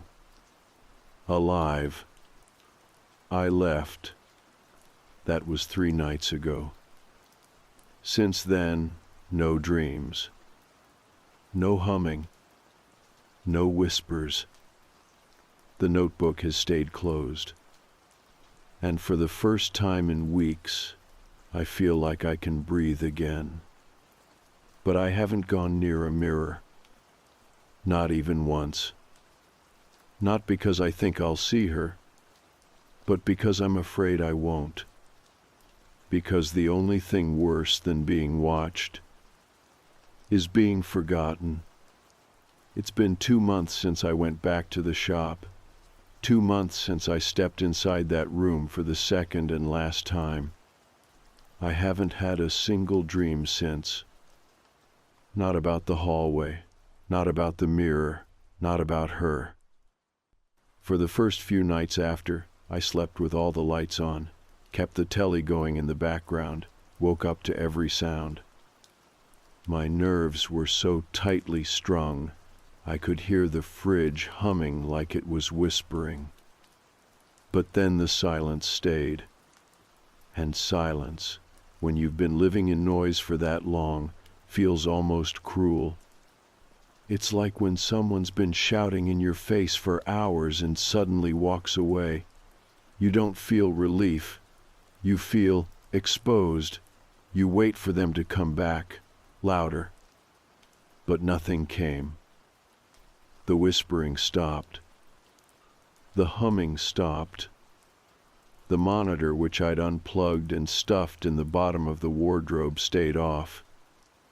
And slowly, my body stopped bracing for something I couldn't name. I started walking again, running even. I stopped avoiding shop windows, stopped checking mirrors before I entered rooms. I could go into basements without my skin crawling. I deleted the old notebook file from my laptop. Not because I didn't believe what happened, but because I didn't need it anymore. Some things don't need to be reread. They just need to be let go. But there's still something I haven't talked about. Something I haven't told anyone. Not here. Not even in the early drafts of this post, when I was still trying to write like someone with answers. It's about what I saw on the mirror. The first time, back when she was still crouched in the corner, and I was just a uni student trying to scrape together enough hours to pay rent. I've always said she stared straight at the peephole, right? Locked eyes with me, like she'd been waiting. But that's not entirely true. Because if I'm honest, really honest, she wasn't looking directly at the peephole. She was looking just past it, at something over my shoulder, at someone. I never turned around. I was too scared. I backed away and convinced myself it was just her gaze, her intensity that got under my skin. But I know what I saw now. And I think whoever or whatever was standing behind me that night didn't follow me home. I think it stayed. And I think that's what the room was for. Not a prison. Not a holding cell. A relay. A place between. That's why there were books. That's why she stared. That's why the mirror changed. It was all part of a handover, like that forum post said. The watchers become the watched. And if you look too long, if you ask the wrong question, open the wrong door, or see the wrong thing, it passes to you. It's not supernatural, not in the way people like to say. It's a system, quiet, self-sustaining, old, older than the building, older than the shop. And I think I broke it. Not on purpose. Not with bravery or some big act of defiance. But by not playing along. I walked away. I didn't invite it in. I didn't go looking again. And most importantly, I didn't tell anyone else to. That's how it spreads, I think. Curiosity, sharing, retelling, pulling other people into the loop. That's why she smiled at me in the mirror. Because I hadn't told anyone yet. I still had a choice. And now you've read this, you do too. You can scroll past. You can tell yourself it's fiction, a weird post from someone trying to get attention. You can even laugh. That's good. Laughing helps. Just don't go looking for the shop. Don't try to find the alley. Don't trace floor plans or hunt for books called for the observers. And for the love of everything, if you ever find yourself in a charity shop with a locked door above it, just leave. Because even if it's gone now, even if the mirror is dust and the crate of books has finally rotted away, the system's still out there, waiting for another place to set down, another hallway to burrow into, another eye to look through. Not haunted, not cursed, just waiting. Because somewhere out there, someone's going to drill a peephole in a door without thinking twice. They're going to press their face up to the glass, expecting to see nothing. And they're going to find her, sitting, watching, smiling like she never left. And she's going to lean forward slowly so they don't flinch. And she's going to whisper, "Your turn." That's how it ends. No twist, no punchline, no reveal. Just the simple truth that I saw something I wasn't meant to see. And I stepped back before it stepped in. So maybe this isn't a horror story. Maybe it's a warning. Or maybe it's just my way of saying, I'm still here. Still whole. Still me. And for now, for however long that lasts, that's enough. Okay, so I don't really know where to post this, but I've been lurking here a while, and a few of the stories I've read here stuck with me. And now that something's happened that I can't explain, or maybe don't want to explain, I figured this is the only place that might take me seriously. For context, my wife and I moved into this house last fall. Columbus, Ohio, suburbs, quiet street, lots of older houses with finished basements and creaky floorboards. Ours is a 2-bedroom with a decent-sized yard and a weird amount of storage space for the square footage, which felt like a win at the time. There's a crawl space under the house, accessible from inside the laundry room. It's one of those dusty, plastic, sheet-lined rectangles barely tall enough to crawl into, so I'd only looked in once when we moved in, just to make sure there weren't rats or black mold or anything. We had our first kid, a boy, in February.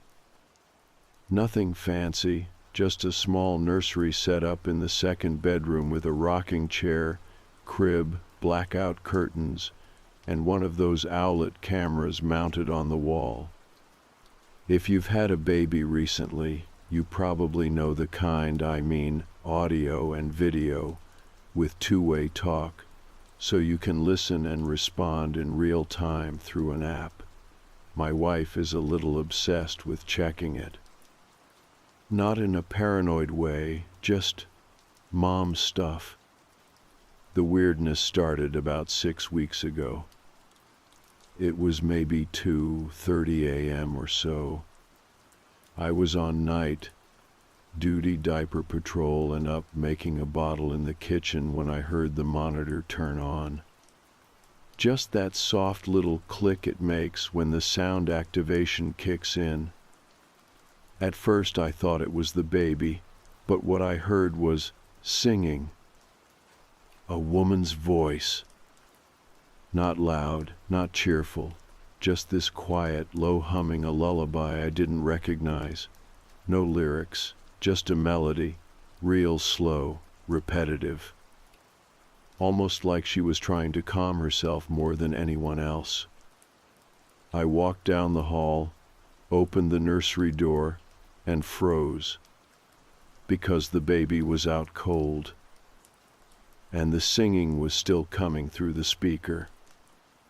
I checked the camera on my phone, nothing on screen, just a dark room and a sleeping baby. I turned off the monitor. The voice stopped immediately. I stood there in the doorway for a minute, just listening. Nothing. The room was silent except for that soft baby breathing. I told myself it was probably interference, maybe picking up someone else's baby monitor nearby. We've got neighbors on both sides, it's possible, right? I went back to bed. Didn't say anything to my wife.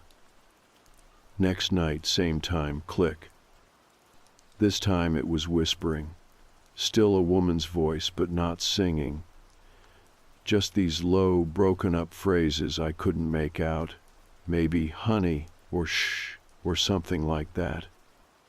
And again, when I checked the crib, the baby was sound asleep. Nothing on the camera, no alerts. But the speaker was clearly on. And again, the second I turned it off, silence. That's when I told my wife, showed her the clip from the monitor. You can set it to record. We both sat there on the couch staring at the waveform of this faint voice just appearing in our kid's room with no source. She didn't say much, just looked at me and said, "That's not okay." I agreed. So I called the monitor company Owlet and asked if it was possible to accidentally pick up other devices nearby. They said technically, yes, but it's extremely rare with their encryption protocols, and the audio is usually garbled. Ours wasn't. Ours was clear. I asked if there was any chance someone could access the camera remotely. They said no, but advised changing the password and checking our Wi-Fi security settings anyway. So I did that. Factory reset the monitor, reinstalled the app, changed all our passwords, even switched out the router just in case. We were locked down. Or so I thought. A few nights later, it got worse. We were both asleep. Around 3 a.m., the monitor clicked on again loud enough that it woke both of us this time. My wife grabbed her phone. I sat up. It wasn't singing. It was coughing. Wheezing, actually, like someone breathing through a partially closed throat. Strained, wet. Then a whisper, "I know you're up." I don't think I've ever moved that fast in my life. I grabbed the bat from under the bed and booked it down the hallway into the nursery. Empty. Baby still sleeping. Peaceful. Not even stirring. And then, behind me, just behind my right shoulder, the monitor speaker crackled, and I heard, "Shh, don't wake him." I turned around so fast I almost slipped on the rug. No one was there. The monitor light was on green, solid, transmitting. But there was no one in the room. I turned it off. We didn't sleep the rest of the night. The next day, we tore the house apart, looked in closets, under beds, behind doors, checked the attic. Nothing. But something about it wasn't adding up. I kept thinking about how clear the voice was, how close it sounded. And that's when I remembered the crawl space. It had been months since I looked in there. I pulled the washer out, opened the hatch, and immediately knew something was wrong. There were marks in the dust. Handprints, dragged lines, spots where the plastic sheeting had been pressed down in the shape of knees. Someone had been in here recently. I crawled in with a flashlight. The crawl space goes under most of the house, maybe 3 feet high at most, too low to stand. The further I went, the worse it smelled. Damp, old fabric, mold. Then I saw it. In the far back corner, behind a stack of insulation boards, a small clearing, and in it, a stained mattress, a ratty blanket, empty baby bottles, children's toys, a plastic truck, a stuffed lamb missing an eye, and sitting on top of a milk crate aimed toward the ceiling, a second baby monitor, identical to ours, still plugged into a portable battery, still powered on. I didn't touch anything. I backed out fast, called the police. They came, did a full sweep, took the monitor, the mattress, everything. No signs of forced entry, no fingerprints, no DNA yet.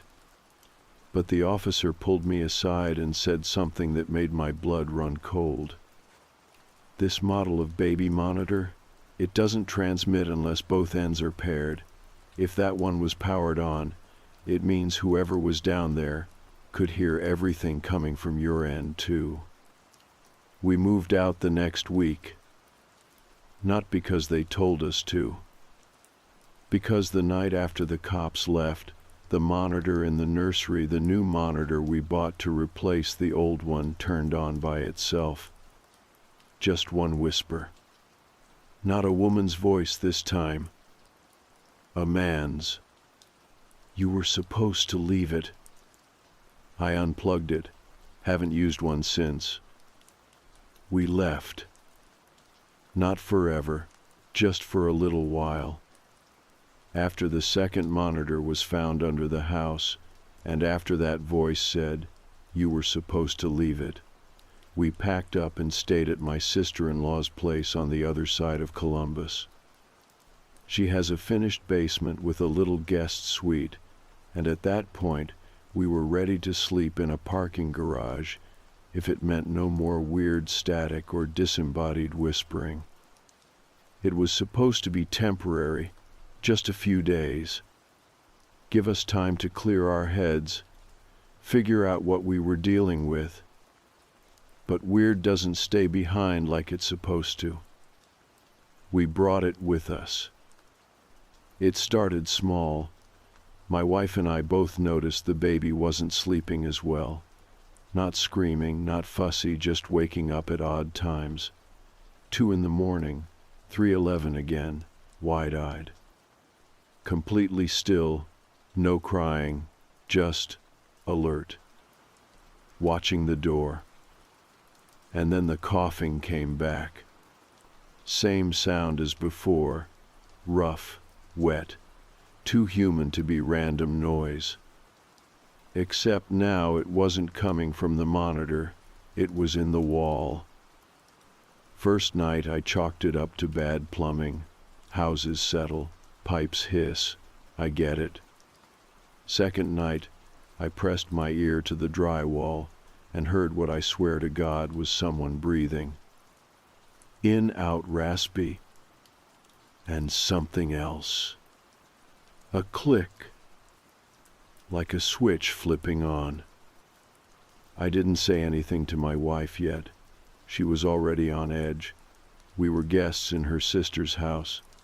The last thing I wanted was to cause a panic. But the third night, she heard it too.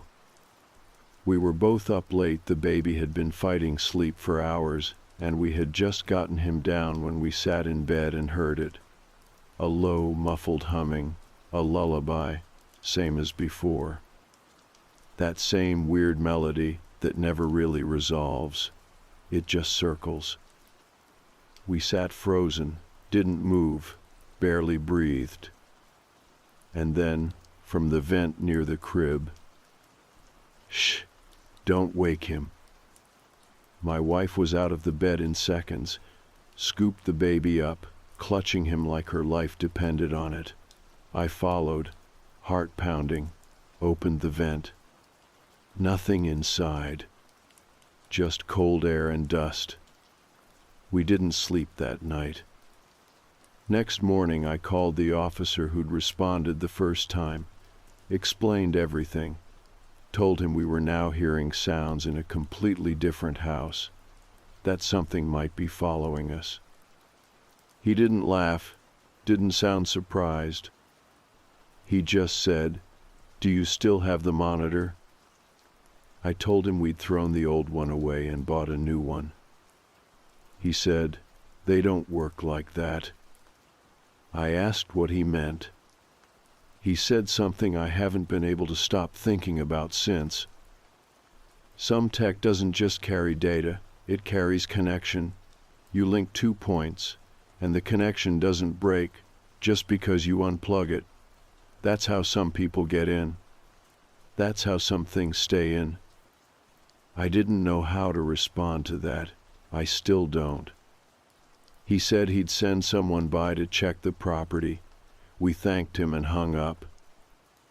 And then, no joke, the doorbell rang. Not 10 seconds later. I looked out the window, empty porch, no car, no footsteps on the sidewalk. Just an envelope taped to the door. Inside was a photograph. It was our baby, lying in his crib. The photo had been taken from a high angle, same position the camera would have been in, except the monitor had been off all night. There was a note on the back. "You don't understand how long I've waited." That was the last straw. We drove 3 hours that afternoon to stay with my cousin in Dayton. I didn't even go back inside to grab more clothes. We just packed a few diapers and hit the road. My wife didn't speak the whole drive. That night, we slept with the baby between us. No monitor, no camera, just all 3 of us in the same bed like refugees from our own home. It was quiet. Until 3:11 in the morning. I woke up to a voice whispering right by my ear. "You still have the receiver." I sat up so fast I nearly fell off the bed. My wife jolted awake. The baby stirred. I searched the room. Nothing. But when I checked my phone, the Owlet app had been reinstalled. I never did that. It was open, streaming, from our nursery back in Columbus. And someone was standing in the doorway. Just a shape, no detail, no movement. Not the baby, not me, not my wife. Someone else. Just standing there, staring. I deleted the app, factory reset my phone. It didn't matter. The next night, it was back. Installed again, open, streaming. The image had changed. Now it was just the crib. Empty, but the mobile was moving, like someone had just touched it. The next day, we went back to the house in Columbus. Not to stay, just to end it. I went in alone. The place felt different, like the air had been still too long, like the house had been listening. I walked to the nursery, looked around. Empty. Then I checked the crawl space one more time. Everything was gone.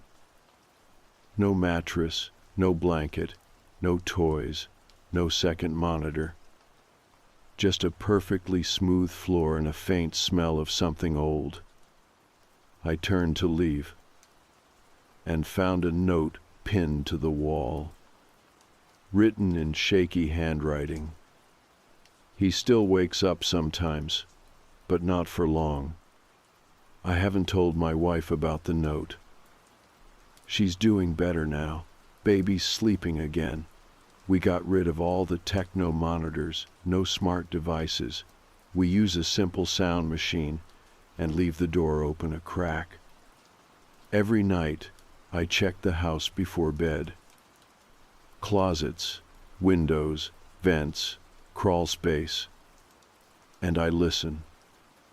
Not for crying, not for movement, but for that little click.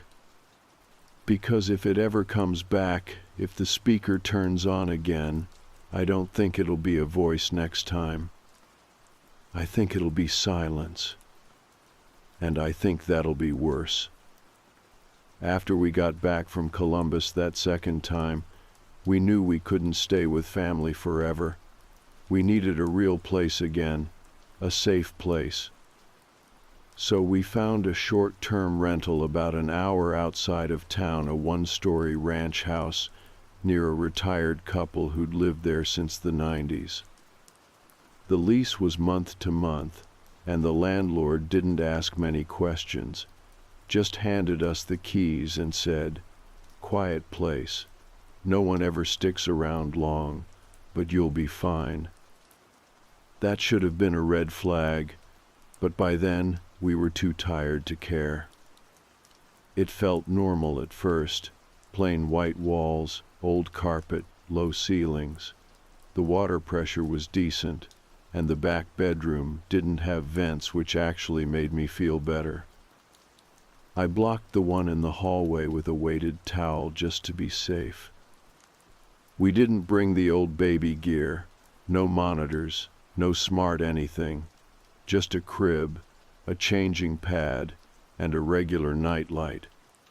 We started sleeping with the baby in our room again, partly for convenience, partly because neither of us trusted closed doors anymore. The first few nights were uneventful. No voices, no clicks, no waking up at 3:11 in the morning. But by the end of the first week, I started to notice something. The house felt off. Not haunted, just hollow, like it hadn't been lived in properly for a long time, the kind of place where sound didn't carry right. I'd drop my keys on the counter and hear the noise echo longer than it should. The baby's crying sounded muffled in weird spots, like the hallway absorbed it too quickly. Then I started hearing things again. Not voices, not yet, just faint mechanical sounds, a quiet whir behind the walls, like an old fan turning on somewhere inside the house. I checked the crawl space, the attic, the garage, nothing. Then one night, the nightlight started flickering. I unplugged it, plugged it into a different outlet. Still flickering. My wife said it was probably a wiring issue, but I could see she didn't believe it either. We were both waiting for something to happen. Both pretending it was over, even though we felt the same tension, like an old rubber band stretched just past its limit. And then came the tapping. 3 soft knocks, somewhere in the house. At first, I thought it was someone at the front door. I checked. Nothing. The next night, it came from the laundry room. Then from the wall beside the crib. Always 3 taps. Always just loud enough to make sure I noticed. I didn't tell my wife at first. She was doing better, sleeping a little more, smiling again. But then one night, I walked into the bathroom and saw her staring into the mirror, eyes locked on her own reflection. She didn't even blink when I said her name. Finally, she whispered, "He keeps asking for his monitor." I felt the bottom drop out of my stomach. She looked at me. "I don't mean the baby." I didn't ask what she meant. I didn't want to know. That same night, I had the dream again. It's always the same. I'm standing in the old nursery, but the walls are wrong. They're too smooth, too clean. Everything's white. Fluorescent light buzzes above me. The crib is gone. In its place is a chair, one of those folding plastic ones you see at cheap events. And in the chair sits a baby monitor. Just the receiver. Its red light is on, solid. I don't move. I just stare at it. Then a voice comes through, low, calm. You left the channel open. I wake up sweating every time. That morning I made a decision. I pulled out the baby monitor. We thought we'd thrown away the first one, the one from the original house. I'd kept it, hidden under a pile of boxes in the garage. I don't know why. Maybe I thought someday I'd need to prove this happened. Maybe I thought burning it would make it worse. I plugged it in. It powered on instantly. No flicker, no delay, just that soft click as it connected. The screen was black, but not off, just dark. I adjusted the settings, tried cycling through channels, nothing. Then, after about 30 seconds, the speaker came on. Static. Then a low, slow breath. Then, finally, that's all it said. I turned it off and threw it back in the garage. That night, the knocking started again. But this time, it didn't stop at 3. It kept going. Tap, tap, tap, tap, tap, tap. Like someone was drumming their fingers on the inside of the wall, same spot, again and again. Then silence. Then the monitor turned itself back on. I didn't even touch it. It was still in the garage, unplugged. But the screen lit up somehow and showed a room I didn't recognize. Same white walls from the dream, same folding chair. And on the chair, a small, neatly folded baby blanket. Blue. Ours. The one that had gone missing from the dryer a week ago. My wife screamed. I ran out to the garage and smashed the monitor with a hammer. 3 hits. Plastic everywhere. The screen cracked and went dark. But the moment I stepped back inside the house, I heard it. Through the walls. Through the floor. That soft little click.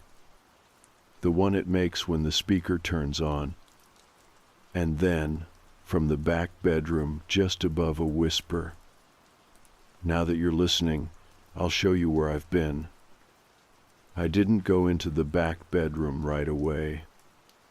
After that voice came through the walls, calm, patient, like it had been waiting for me to come back to it, I just stood in the hallway with my hand on the door frame and tried to breathe like a normal person. My wife was in the living room, holding our son so tight he'd started to cry, but she wouldn't let go. She just kept rocking back and forth, whispering, "It's okay, it's okay," like a metronome stuck in a loop. The click had stopped. The house was quiet again. I opened the door. The room was empty. Crib, dresser, nightlight still plugged in. The air was still, not cold, not hot, just heavy. I walked in and sat on the floor. I don't know why. I think I wanted to feel the carpet, make sure it was still my house, that I could still choose to sit in the middle of a room and not be watched or recorded or followed. But the silence didn't last long. About 10 minutes later, while I was still sitting there, I heard the dryer in the laundry room turn on. By itself. I stood up fast, too fast, dizzy for a second. My wife called out from the living room, "Was that you?" I didn't answer, because I already knew what I was going to find. The laundry room was dim, one of those old overhead bulbs that takes a second to flicker on. The air was warmer than the rest of the house, and not in a comfortable way. Thick, damp. The dryer was tumbling, quiet hum, no timer set. The display was dead. I opened the door. Inside, rolling in slow circles, was the blue blanket. The one from the monitor feed. Still neatly folded. Still slightly warm. I didn't touch it. I closed the door again and backed out of the room. That night, we didn't sleep.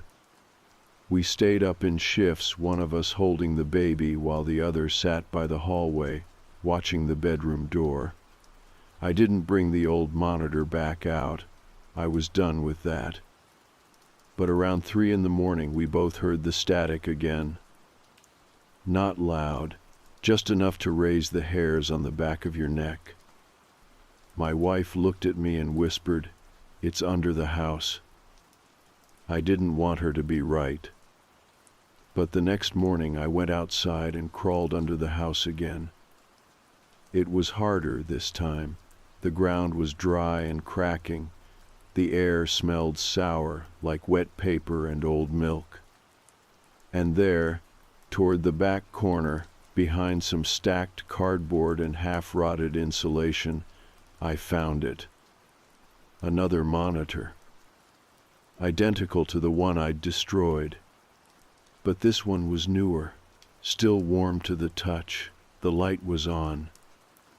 Plugged into a battery pack. A fresh one. There was a piece of masking tape stuck to the side of the receiver. On it, written in marker, "Property of 24. No name, no initials, just that. I turned it off, didn't take it with me, just backed out slowly, scraping my elbows against the floor joists, trying not to think about how many crawl spaces like this there might be, and what might be in all of them. That night, I heard the breathing again. Right next to me. Not in the baby's room, not in the vents. In the bedroom, beside my bed. My wife was asleep finally, curled up on her side with our son tucked in the crook of her arm. She didn't stir, but I heard it. A slow inhale. Pause. Then a long, shaking exhale, like someone had been holding their breath too long and finally let go. I turned on the light. Nothing there. Just our room. But the closet door was open. Only an inch or two. And there was something on the floor inside. A receipt. I picked it up.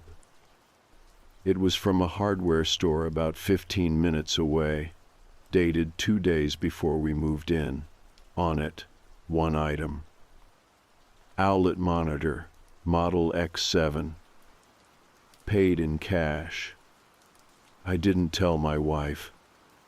I just folded it up, slipped it in my wallet, and lay back down. We were being set up. That much was obvious.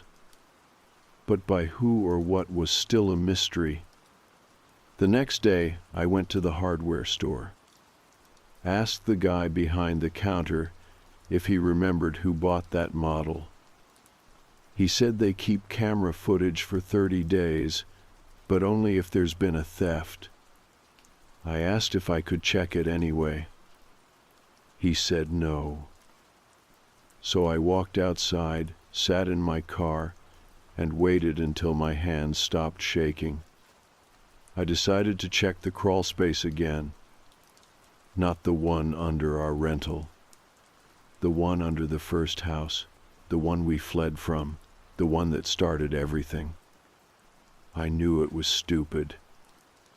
I knew we weren't even supposed to be on the property anymore. But I still had the key, and I needed to know. The house was still empty, same sagging porch, same blinds pulled tight. No one on the street seemed to notice or care that I was there. I went around back, pushed open the old hatch, and crawled inside. This time, there were no toys. No mattress. Just a stack of old photo frames, dozens of them, all face down. I flipped one over. It was a picture of a child's room, crib, nightlight, blue blanket. A monitor mounted on the wall, but the reflection in the glass didn't match the photo. It showed a man's face, blurry, half in shadow, staring out like he'd been waiting to be seen. I flipped another. Same room, different layout, pink blanket, doll in the corner. Same face in the glass. Third photo, empty room, no furniture, just the monitor on a chair again, and written in marker across the bottom. He's learned how to follow the sound now. I backed out, didn't take anything. On the way home, my phone buzzed. Unknown number. Text message. You're almost ready. Keep the line open.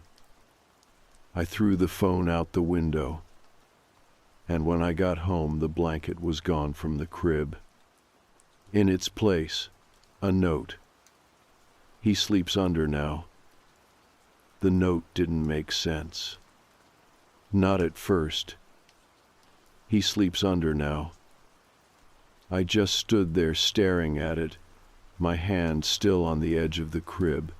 My son wasn't crying, he wasn't fussing, he wasn't there. But there was no struggle, no signs of panic. The blanket was folded neatly, as if he'd never been in the crib to begin with. My wife came in behind me, saw the note, and froze. I don't remember exactly what she said. I just remember the way her hands clamped over her mouth and how her knees buckled like she couldn't stay standing if she had to believe what she was seeing. We ripped through the house. Every room, every closet, every cupboard. We pulled the drawers out of the dressers, flipped the mattress, checked behind the refrigerator. Nothing. I ran outside, checked the garage, the crawl space, even under the car. Nothing. He was gone. And then, just as I was about to call the police, the monitor turned on. I didn't even realize we still had one. It was the new one, the one we'd barely used. I thought I'd thrown it in the closet. But there it was, on the kitchen counter. The screen lit up, static for a second. Then the image came into focus. Not our house. Not any house I recognized. Just dirt, packed tight, like the camera was pressed against the ground. No movement, no sound, just that grainy greenish night vision look and the faintest outline of something in the corner. A hand. Tiny, still. I grabbed it and screamed into the speaker. Where is he? No response. Just static. My wife grabbed the monitor, clutched it like it might warm in her hands. Her eyes were glassy, unfocused. She didn't blink for what felt like a full minute. He's under, she whispered. I pulled her away, told her we had to go, that we couldn't sit here waiting for another message, Another knock, another clue. I was done playing whatever game this was. I called the police.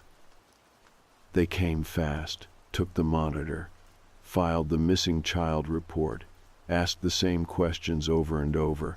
Who else had a key? Had we noticed anything strange in the days leading up to this? Were there any signs of forced entry? I told them everything.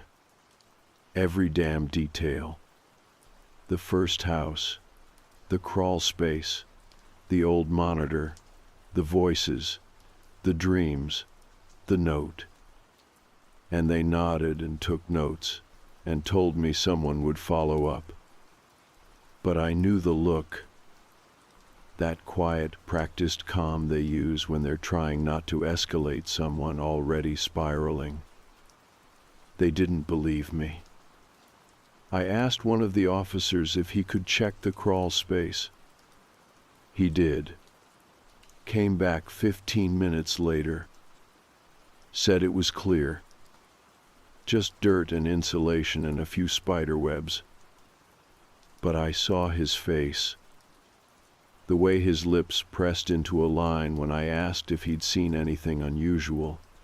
The way he didn't make eye contact when he said no. He was lying. I wanted to press him, I really did. But I didn't. Because in that moment, I realized something that I think I'd known for a while but hadn't been able to say out loud. Whatever this was, whatever had taken our son, it didn't care about police or rules or walls. It wasn't just in the house. It was the house. Every house. It had followed us from place to place, through different rooms and vents and signals, through the damn monitors, and it would keep following no matter where we went. Unless I did something. That night, I sat in the living room with every light off, the new monitor in my lap. My wife had taken something to sleep, just a few hours of escape. I told her I'd watch, I'd wait. And I did. At exactly 3:11 a.m., the monitor clicked on. This time the image wasn't static. It was the crawl space again. But different. Brighter, somehow. More detail. The camera must have been moved. I could see the dirt, the plastic sheeting, and in the center of the frame, something new. A trap door. Wooden, old, hinges rusted. And on top of it, written in white chalk, Arshawu. I stood up so fast, the monitor fell out of my lap and hit the floor. I didn't pick it up. I grabbed a flashlight and headed for the laundry room. The crawlspace entrance groaned as I pulled it open. I ducked inside, heart pounding. It was the same smell, mildew, dust, old insulation, but stronger, thicker, like it was coming from somewhere deeper. I crawled on hands and knees, flashlight cutting through the dark. I followed the layout from the monitor, the angles, the corners. And there it was. The trapdoor. Exactly where I saw it. Same white chalk, same hinges, same uneasy feeling in my chest, like my heartbeat had started sinking with something underneath the floor. I reached out and touched the handle. Cold. I hesitated. Everything in me said to turn around, to crawl backward, to get out and never look again. But I couldn't. I lifted the door. It creaked like it hadn't moved in decades. A rush of cold air hit my face, damp, heavy. There was a short ladder metal rung set into the dirt wall. I climbed down. 1 step, 2, 3. The space below was wrong. Not big, not wide, but too clean. The floor was packed earth, but the walls were lined with tarps, old ones, military green. They rustled when I moved.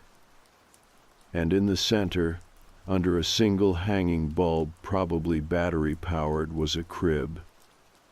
A real one.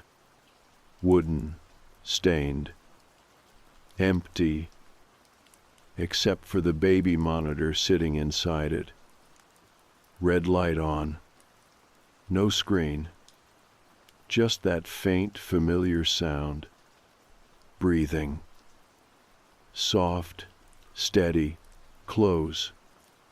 I reached in, and the second I touched the monitor, the light went off. The bulb above flickered, and then I heard it. From behind the tarp, a voice. Not loud, not angry, just tired, almost ready. I ran, didn't climb, scrambled, back through the hatch, through the crawl space, into the house. I slammed the panel shut and put the washing machine back in front of it. And then I just sat there, breathing, waiting for the knock. But it never came. Only the soft hum of the baby monitor back in the kitchen. Still on, still waiting, still connected. We didn't leave the house for 2 days. Not because we were paralyzed with fear, although maybe part of me was, but because I needed to understand what I'd seen down there, what I'd felt. The room beneath the trap door wasn't just a space. It was designed, built in secret, hidden deliberately, too clean, too calculated. Someone made it that way on purpose. And that someone had been calling himself 25. I kept hearing that voice. Not from the monitor this time, it never powered back on after I touched it in the crib, but in my head. The voice in the crawl space, the one that said, almost ready. It wasn't a threat, it wasn't even taunting, it was more like expectation. I sat at the kitchen table all that night just thinking, looking at the baby monitor where it sat on the counter, quiet now. The red light was still blinking though, and it wasn't connected to anything. That's when I realized something. It was never about just watching. It was about mirroring. About making the environment feel just familiar enough that you don't question it. A quiet house, a safe room, a monitor that hums in the background and lets you check in with just a glance. We had one. They had one. Our child was in one crib. Another child, or something like a child, was in the other. He sleeps under now. That line played over and over in my head. I started digging into every past tenant of the original house.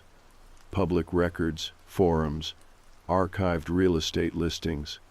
It took hours, but I found something strange.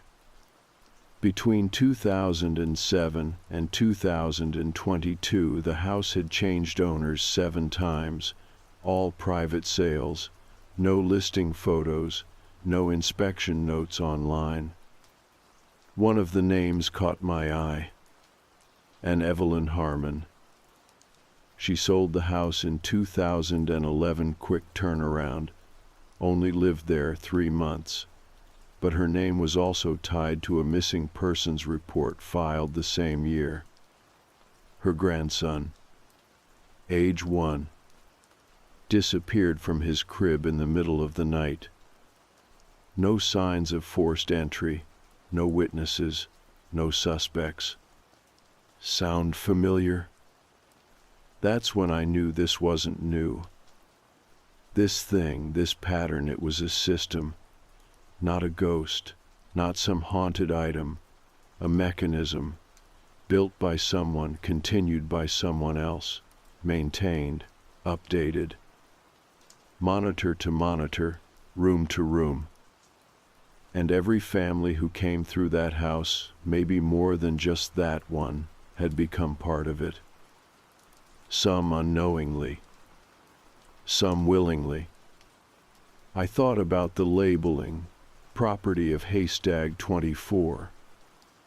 The note on the photo frame, he's learned how to follow the sound now.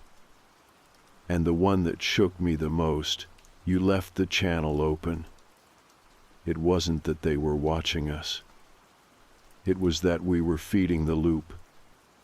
Every time we turned the monitor on, every time we listened, every time we whispered back, we kept the channel open. I told my wife everything. She didn't interrupt. She just listened, holding our son's blanket in her lap like it could still comfort her. When I finished, she stood up and said, "We burn it." So we did. The monitor, the note, the receipt from the hardware store, all of it. Everything we had kept that tied us back to that crawl space, the sounds, the screen, the signal. We wrapped it all in a pillowcase, took it out to the backyard, and made a fire in the rusted fire pit behind the garage. I watched that red blinking light go dark as the plastic melted and curled into ash. For a second I thought I heard something hiss in the smoke. A voice. Breathing. But it might have just been the wind. We moved out the next day. Left the furniture, left the lease deposit, left the keys in the mailbox. Didn't tell the landlord. Didn't leave a note. I know it sounds careless, but we had to. If I've learned anything, it's that there are some places you don't explain your exit from. You just go. We stayed with my cousin in Dayton for a while after that. It wasn't perfect, but it was quiet.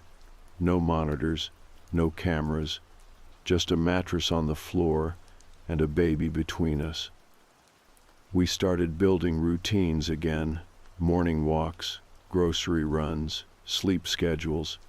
I started to see a little more light in my wife's face every time the baby giggled or kicked his legs during diaper changes. I never stopped watching, though. Not in a paranoid way, just in that quiet, permanent way trauma makes you see the world. I'd look at vents a little too long. I'd check ceilings in Airbnbs. I'd unplug radios that turned on too easily. But weeks passed, then months, and nothing followed us.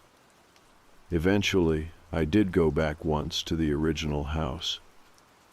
Not inside. I just parked across the street one afternoon.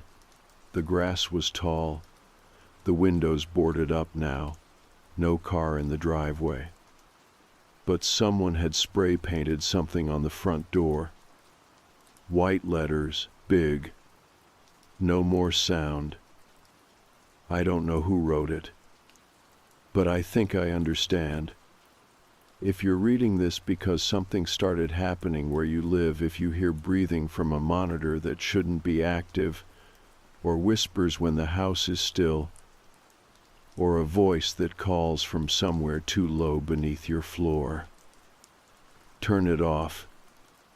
Whatever it is, whatever wants to be heard, it only lives if you listen. It doesn't need to find you.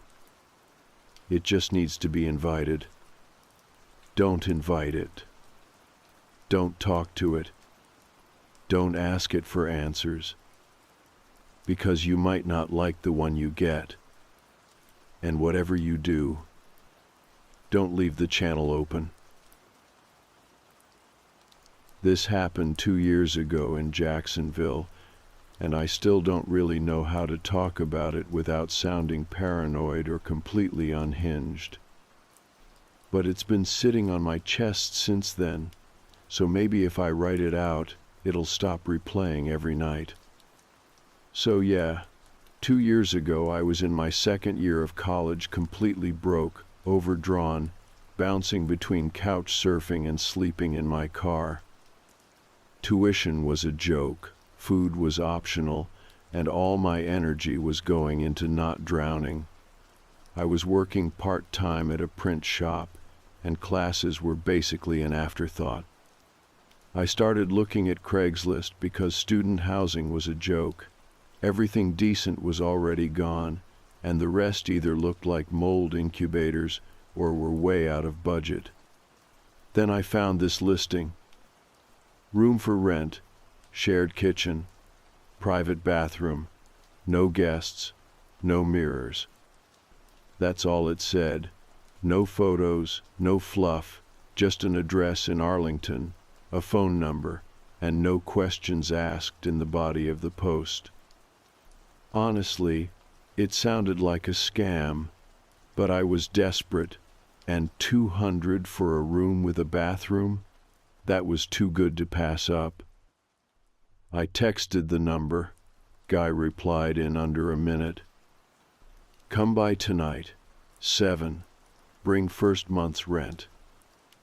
That should have been the first red flag, but I was already halfway convinced I'd be sleeping in my car again that night, so I said yes. The house was this squat little one-story place, tucked between two empty lots, no sidewalk, chain-link fence, paint peeling off the siding like sunburn. But the lights were on, and the porch light worked, which already made it better than some of the places I'd seen.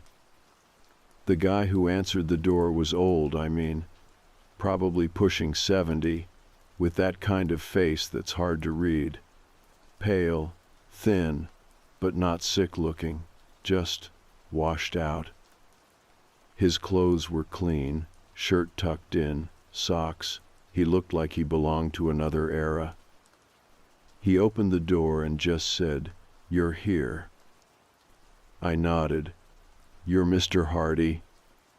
He didn't answer, just stepped aside and let me in. The place was clean, dated but clean. Brown carpet, yellowed wallpaper, old furniture that probably hadn't moved in decades, smelled like dust and a faint hit of lemon cleaner. He led me to the back room, small, but it had a bed, a desk, and a bathroom off to the side. Linoleum floors, no windows. The light buzzed a bit, but it worked. I asked if I could see the kitchen. He said, "Later." Then handed me a key. No lease, no ID, just the key. I handed him the $200 in cash. He took it without counting. As I was walking back to the room, I noticed something weird. The hallway had these spots on the walls, not stains, but clean patches, like something had been hanging there for years and just recently taken down. Mirrors, maybe. I thought about the ad again. No mirrors. When I asked about it, he just said, "They don't belong here." Then turned and walked into the room at the end of the hall. That was the landlord's room. It had a double deadbolt and a padlock on the outside. I remember thinking, who locks their bedroom from the outside? Like, was he locking himself in? Or keeping something else in? I slept there that first night. Nothing weird happened. The bed was stiff but clean. Water pressure in the shower was weak but usable. I stayed quiet, followed the rules, didn't explore. I figured as long as I kept my head down, I could make it to the end of the semester and get the hell out. But on the fourth night, I noticed something off. I always put my toothbrush sideways in the little plastic cup by the sink bristles left, handle right. Not because I'm obsessive, just habit. But that morning, it was flipped the other way. At first I thought maybe I was tired, misremembered, whatever. But then it happened again, and again, every morning. Then my socks. I always stuffed them in a drawer mismatched, rolled, chaotic. But I opened it one morning and found them folded, neatly, matching pairs. That really unsettled me. I didn't sleep well that night. I kept imagining the old man sneaking in, touching my stuff, rearranging things while I slept. I even left a shoe behind the door, hoping to hear it move if someone came in. Nothing. The next day, I bought one of those cheap mini spy cameras from Walmart. Looks like a phone charger. I plugged it in near the wall opposite the bed, facing the whole room. Synced it with an app. Set it to motion detection. That night, I left it running. I barely slept. Every creak in the house made my heart jump, but nothing happened. I woke up, checked my stuff. Everything looked normal. Toothbrush was right where I left it, socks untouched. I started thinking I'd imagined it, until I checked the footage. At exactly 3:11 a.m., the camera picked up movement. The footage is still burned into my brain. You see the door open slow, quiet, almost graceful, then nothing for a second. Then, from under the bed, from this tiny vent cut into the floorboards beneath it, he crawls out. Not walks, not stands, crawls. Mr. Hardy. Wearing the same slacks, same pale shirt, his face blank, eyes wide. He gets out from under the bed like he's done it 1,000 times, knees bent wrong, arms flat against the floor like he's floating. Then he just stands there and stares at me. 4 full minutes. Doesn't move, doesn't blink, doesn't even seem to breathe. Then just as quietly, he lowers himself back under the floor. The footage ends. I watched it 3 times, couldn't stop shaking, every hair on my body standing up like static. I didn't go to the police. I don't know why. Maybe because I wasn't supposed to be filming in the first place. Maybe because I felt like somehow I had broken the rules. But I didn't sleep in that room again. I left that day, told him I had a family emergency, packed my stuff, left the key on the table. He didn't ask questions, just watched me from the hallway. Didn't blink. I got a new place, couch surfed again, took on more hours at the print shop, barely scraped by till the semester ended. But the footage, I kept it, just in case I ever needed to remind myself that it really happened. A week later, I drove past the house just to see, not sure why. It was empty, boarded up, like no one had lived there in years. And I swear to God, I saw my room's light still flickering, even though there was no power. After I left, I didn't tell anyone. I know that probably makes me sound weak, or paranoid, or worse, like I made it all up. But what would I even say? Hey, I caught my landlord crawling out from under my floor in the middle of the night and watching me sleep for 4 minutes straight, then slithering back in like some kind of human rat. No one would believe me, and honestly, I didn't want them to, because if they did believe me, then that meant it was real, and I wasn't ready to sit with that yet. So I buried it, told people I left because the house was gross, or the guy gave me a weird vibe, or that I needed to be closer to campus. Whatever excuse sounded least dramatic. But the footage never left my phone. I didn't watch it again, not at first. It was like having a loaded gun in your drawer. You knew it was there, but you didn't need to take it out unless things got bad. And things were quiet for a while. I ended up crashing on a classmate's couch for the rest of the semester. She had a decent 2-bedroom and didn't mind me being there, as long as I pitched in on groceries and didn't leave dishes in the sink. The vibe was chill. I slept with my phone under my pillow.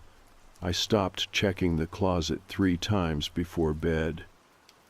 For a while, it felt like the whole thing had been a bad dream. Then, about 3 weeks after I left, I got a text from an unknown number. "You forgot your mirror." That was all it said. No name, no image, just those 5 words. I stared at it for a long time, like maybe if I looked long enough, it'd make sense, but it didn't. I hadn't brought a mirror with me, not a hand one, not a wall one. The only mirror I owned had been cracked, and I'd thrown it out before I ever moved into that place. He didn't allow mirrors. It was one of the rules. I deleted the text, blocked the number. Didn't sleep that night. The next day, I went to campus early, sat through 3 classes without remembering a single word of the lectures. Everything felt slippery, like my thoughts couldn't settle, like I was thinking through fog. By the time I got back to the apartment, the sun was already going down. I found a note taped to the front door. White paper, neatly folded, no envelope, just my name written in precise slanted cursive across the top. Inside it read, "There's a gap in the floor where you used to sleep. You left something in it. Come back." That was it. I looked around the hallway. No one. Just the hum of porch lights, the soft thump of someone's TV through the wall, and the distant sound of a car alarm chirping 3 streets over. I took the note inside, showed it to my roommate. She frowned, read it twice, then said, "Is this some kind of stalker thing?" I told her it was probably a prank, that I'd had a weird landlord once, and maybe he was mad I left without notice. She didn't push it, but I could tell it unsettled her. That night she locked her bedroom door. So did I. I watched the footage again. The part where he crawls out. The way he doesn't look human, when he moves not in a monster kind of way, but in that too quiet, too smooth way, like his body had been built for tight spaces, like he was used to navigating the world below floorboards, between walls, underneath things. He didn't blink. Not once. I kept pausing on that moment frame by frame, trying to see if maybe there was something else I'd missed. A twitch, a breath, a reason. But there wasn't. Just the stare. And then the retreat. After that night, I started looking up property records. I figured if I could find out who the guy really was, if the house was even his, maybe it would make everything feel less surreal. Like maybe he'd turn out to be a squatter, or someone off his meds, or just a guy who'd been there so long no one questioned it anymore. The house was owned by someone named Edward R. Hardy, age 72. Same last name he gave me. But here's the thing. According to the records, he died 6 years ago. Officially. There was an obituary, funeral notice, cremated, no next of kin listed. Which meant whoever I met, whoever handed me that key wasn't supposed to exist. Or someone else was using his name. Or something else entirely was pretending to. I went back to the street. I don't know why. It was around midnight. I parked a block away and walked, hoodie up, hands in my pockets.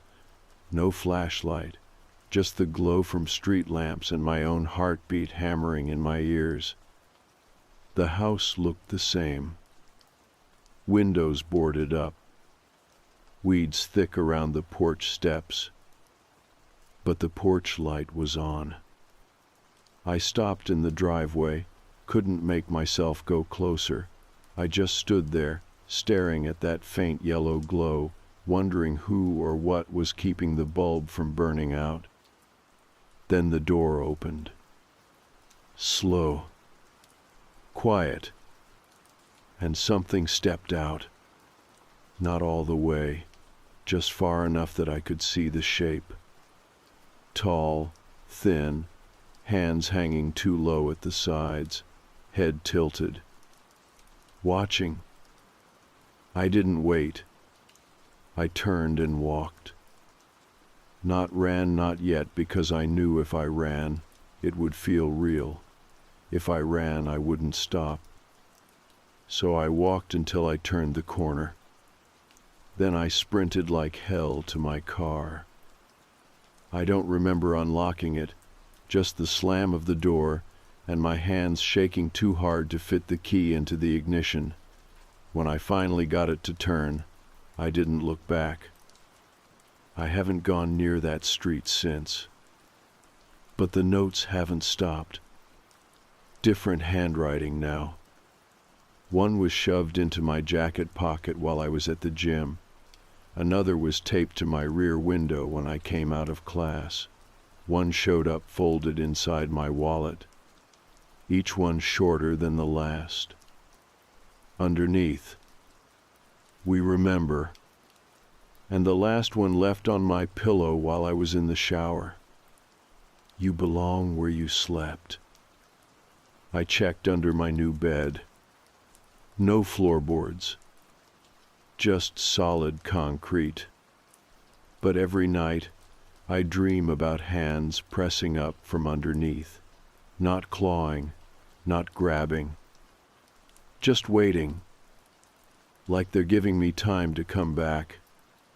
The notes stopped for almost a month after that last one. And for a while I let myself believe it was over. I moved again. Not far. Just a better flat in a newer part of town. Higher up, second floor. No crawl spaces, no vents near the bed. New mattress. I even bought one of those doorstop alarms that screech if anyone tries to open the door. Installed a deadbolt myself, even though the landlord warned me not to make any modifications. I didn't care. For the first time in months, I felt like I could breathe again. Like maybe the thing I ran from hadn't followed. That maybe whatever had crawled out from under that bed was more attached to the house than it was to me. I was wrong. It started again with the smell. I didn't recognize it at first. It wasn't sewage or mold or anything obvious. Just this faint, dry, almost dusty scent, like something that had been locked in a box for too long. Like old skin and carpet glue. I only noticed it late at night, usually around 2 or 3 a.m. I'd wake up, nose twitching, eyes open before I knew why. And there it was, that dry, airless smell hanging above me like a wet cloth. And then it was gone. No sign of intrusion. Alarm untouched, door locked, windows sealed. But the air had changed. It always did. I thought I was being paranoid. Trauma, maybe. That's what people say now when something doesn't make sense, trauma. Like it's a password that unlocks every irrational fear and makes it acceptable. But then I started losing time again. Little things at first. I'd come home and the lights would be on when I knew I turned them off. My phone battery would be lower than expected. One day I found the kettle boiling when I hadn't touched it. Another morning I woke up with my keys in the fridge. Once or twice you can explain away stress, fatigue, distraction, but not all of it. And definitely not the note I found taped to the underside of my pillow. Same paper, same handwriting. There's a place for you, just beneath. I didn't scream. I didn't cry. I just stared at it, skin crawling, mouth dry. I turned on every light in the flat and stayed up all night with my back against the wall, the kitchen knife in my lap, and my phone recording. The video showed nothing. But I remember that night, the creaking in the hallway, the shadow under the door that didn't belong to any light source. The whisper I heard around 3:11, too soft to catch the words, but close enough to feel like it was just inches away. I couldn't keep living like that. I knew it. So I finally went back to the house. I don't know why. Maybe because I thought if I saw it again, if I stood in that empty room and said out loud that I wasn't coming back, it would stop. Closure or whatever. The house was still there. Still boarded up, still abandoned, or at least pretending to be. The front door was covered with a private property, no trespassing sign, but I walked around the back. The garden was overgrown, grass up to my waist, porch sagging under the weight of disrepair. But the back door was open. Just a little, enough to invite someone in. The air inside was exactly how I remembered it, heavy, like breathing through old fabric. Same dust, same hush. The hallway hadn't changed. Brown carpet, yellowed walls, that faint outline where the mirrors used to hang still visible, like scars the house hadn't healed from. I walked straight to the room. My old room. The door creaked open, louder than I expected. And it was empty. No bed, no desk. Just the bare floor and a patch of darker wood where the bed used to sit. That's when I noticed the panel. It had been part of the floor before, but now it was loose, pried up slightly, like someone had meant to return and finish the job. I knelt down, heart pounding, and pulled it free. Underneath was a crawl space. No light, no obvious depth. Just black. I held my phone over it, flashlight on, and pointed the beam down. And there it was. A nest. Not like an animal nest, a human one. Blankets, old food wrappers, bits of cloth that looked like clothes cut into strips, a spoon, a comb, a faded magazine from 2009, and right in the center, a mirror. A round handheld mirror with a crack running straight through the glass. It was the only one in the house. I reached for it, but as soon as my fingers touched the handle, I heard movement. Not behind me.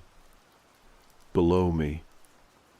A slow shuffle, bare skin on wood, something breathing in air that had no oxygen left in it.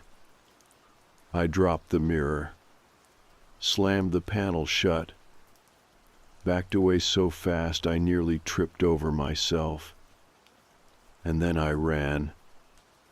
Out the back, through the overgrown yard, back to my car with shaking hands and lungs too tight to scream.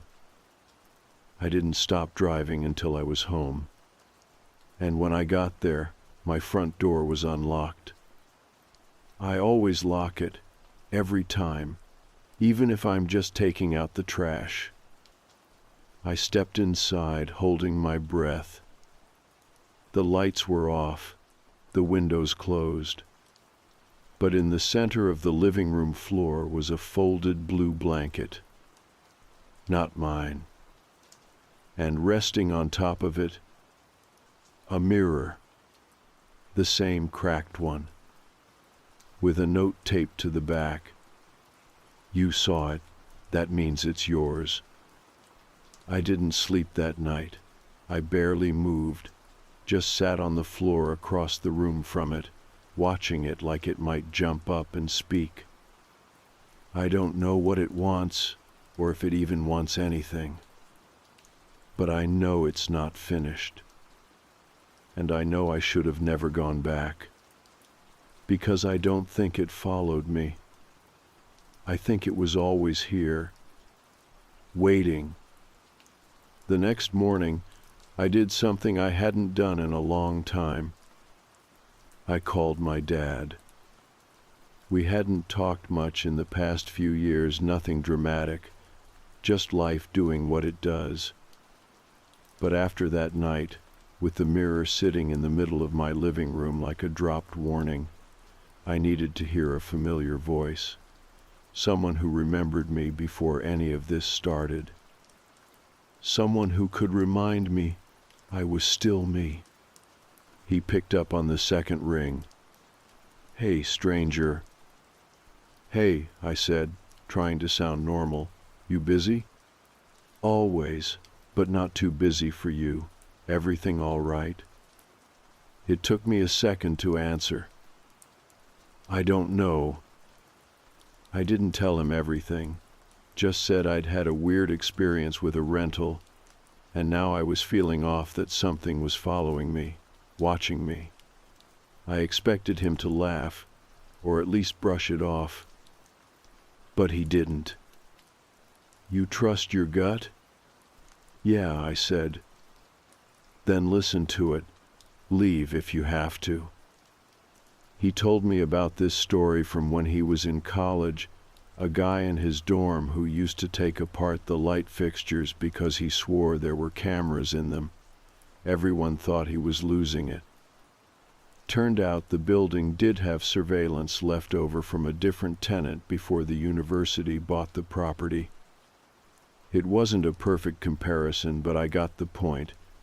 Just because something sounds crazy doesn't mean it's not happening. We talked for a while longer. He made me promise I'd go stay somewhere else if things got worse. I promised. And then I didn't. Because when I turned around after hanging up, the mirror was gone. Just gone. No sound, no door opening, no footprints. The blanket was still there, slightly rumpled, like something had sat on it. But the mirror was gone. That was worse than it being there.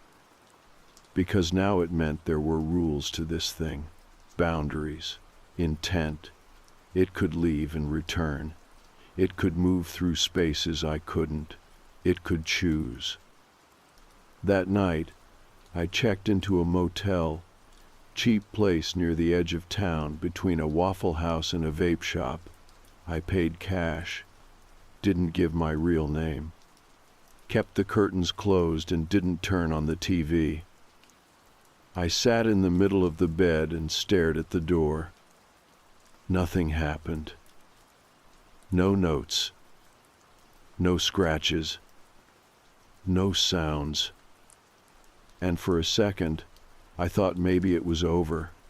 Maybe the thing, whatever it was, didn't want to leave the apartment. Maybe I'd broken the pattern. But when I woke up the next morning, there was a knock on the door. Not loud. Just one soft, slow tap. I froze. Waited. Nothing else. I crept to the door and looked through the peephole. No one. But when I opened it, there was an envelope on the ground.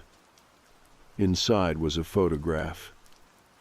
It was me, sleeping, in the motel bed.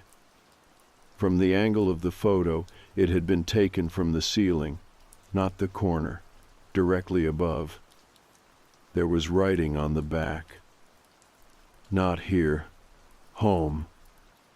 I packed up in less than 5 minutes, left the envelope in the trash, got in my car and drove not back to the apartment, not to my dad's, just away. I didn't have a plan. I ended up pulling into a rest stop an hour south and sitting in the car until my legs went numb. That night, I slept in the car and dreamed for the first time in weeks. In the dream, I was standing in my old room, the one in the Craigslist house, except it was wrong. The walls were all mirrors. Every surface reflected me, but none of them were me now. They were old versions, one from high school, one from childhood, one I didn't even recognize. And in each reflection behind me was a figure. Thin, crawling, smiling. When I woke up, my back hurt and my phone was dead. The sun was barely up.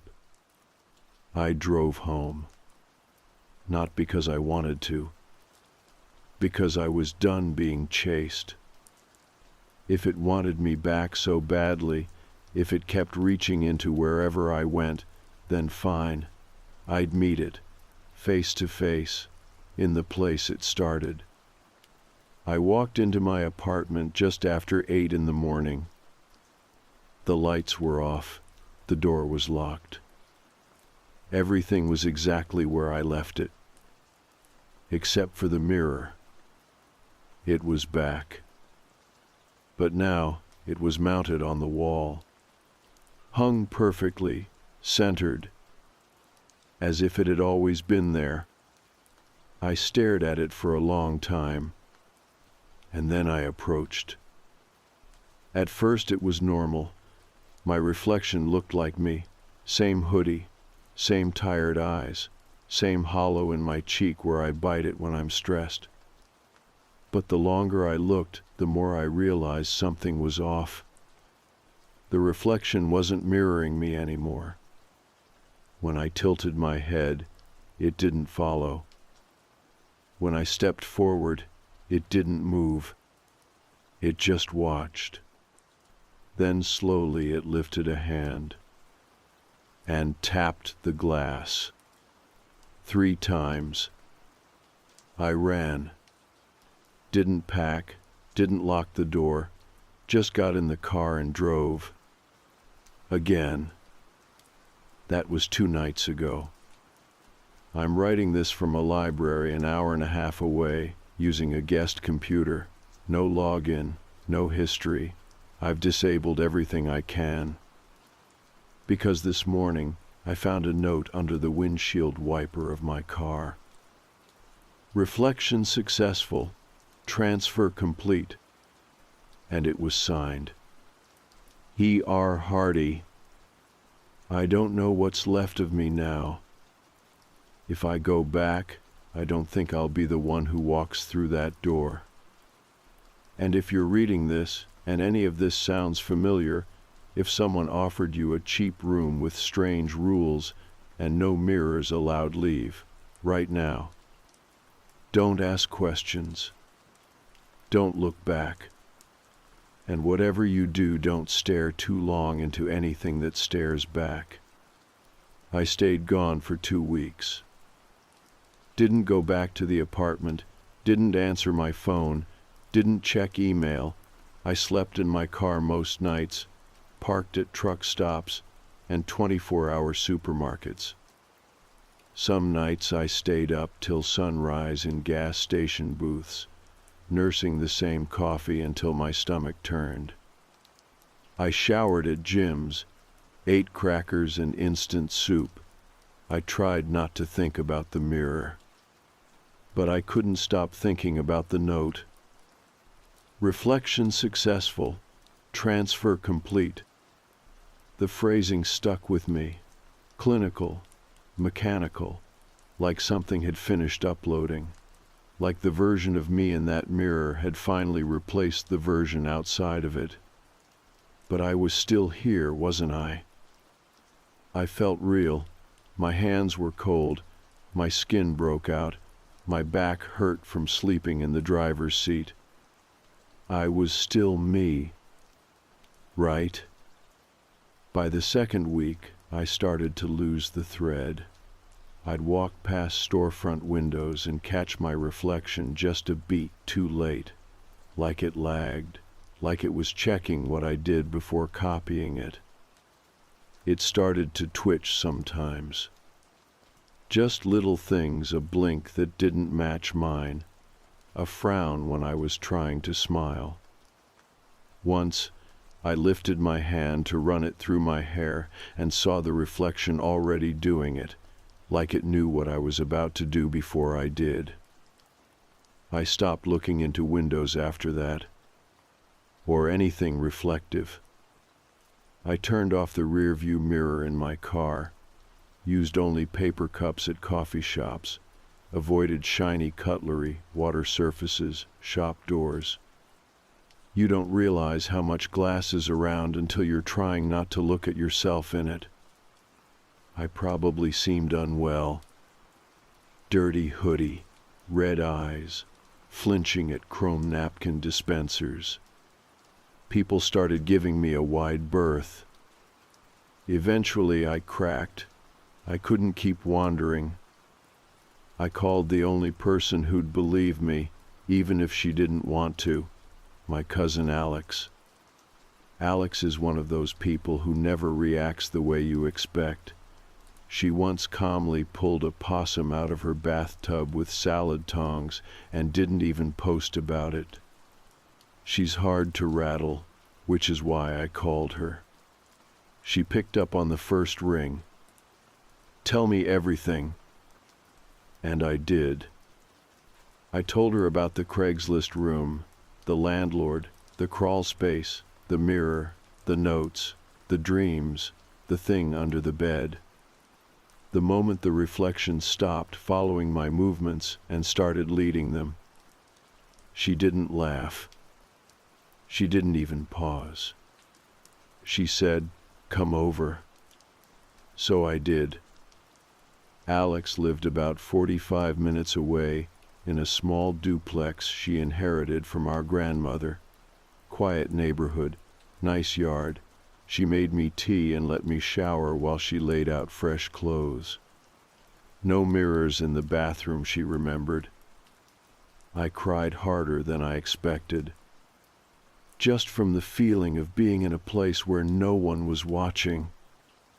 We stayed up most of the night going over everything. She made me retrace every step, every change. Then she asked a question I hadn't thought of yet. When exactly did you notice it started? I blinked. You mean the room? No, before that. The first weird moment. And I realized it wasn't the room. It was the ad. The Craigslist post. I pulled it up again. I'd taken a screenshot the night I moved in. It was still buried in my camera roll. Room for rent, $200 a month. No guests, no mirrors, no questions. But this time, something new jumped out at me. There was a file name in the corner of the photo. Mirror transfer 8 final.jpg. I stared at it until the letters blurred. Transfer. Not room. Not bed. Transfer. As in a process, a system. Eighth one, apparently. Final. Alex leaned in over my shoulder. Who the hell names a room photo mirror transfer unless they're documenting something? We looked it up, every reverse image search engine we could find, but nothing came up. No matches, no copies, no similar postings. It was like the image had only ever existed for me. That's when Alex got weirdly quiet. She said, "You've seen this landlord's face, yeah?" "Of course," I said. He opened the door. "What did he look like?" I paused, because I couldn't remember. Not clearly. I knew the general shape, old, thin, pale, but his face, I couldn't picture it, not even a blur, just a black space where a memory should have been. "You think he was wearing something?" I asked. "A mask?" "No," she said. "I think you never saw him at all. I think whatever let you in just wore a face you accepted and waited until you crossed the threshold." I stared at her. "That's why it was so cheap," she said. "Because you weren't paying rent. You were agreeing to something." But I didn't agree to anything. "You went in, right? Slept in the bed?" I nodded slowly. "Then you agreed." We sat in silence for a long time. Around 3 a.m, Alex said she needed to check something. She went into her office and came back with an old photo album, one of those thick plastic page things from the 90s. She flipped through it until she found a picture from when we were kids at a family reunion in Fort Lauderdale. I was about 8 in the photo, standing near a picnic table, eating a popsicle. Alex pointed to the background. There, blurry but unmistakable, was a silver-framed mirror leaning against a tree. And in the reflection, something stood behind me. Not anyone I recognized. Too tall. Too thin. Watching.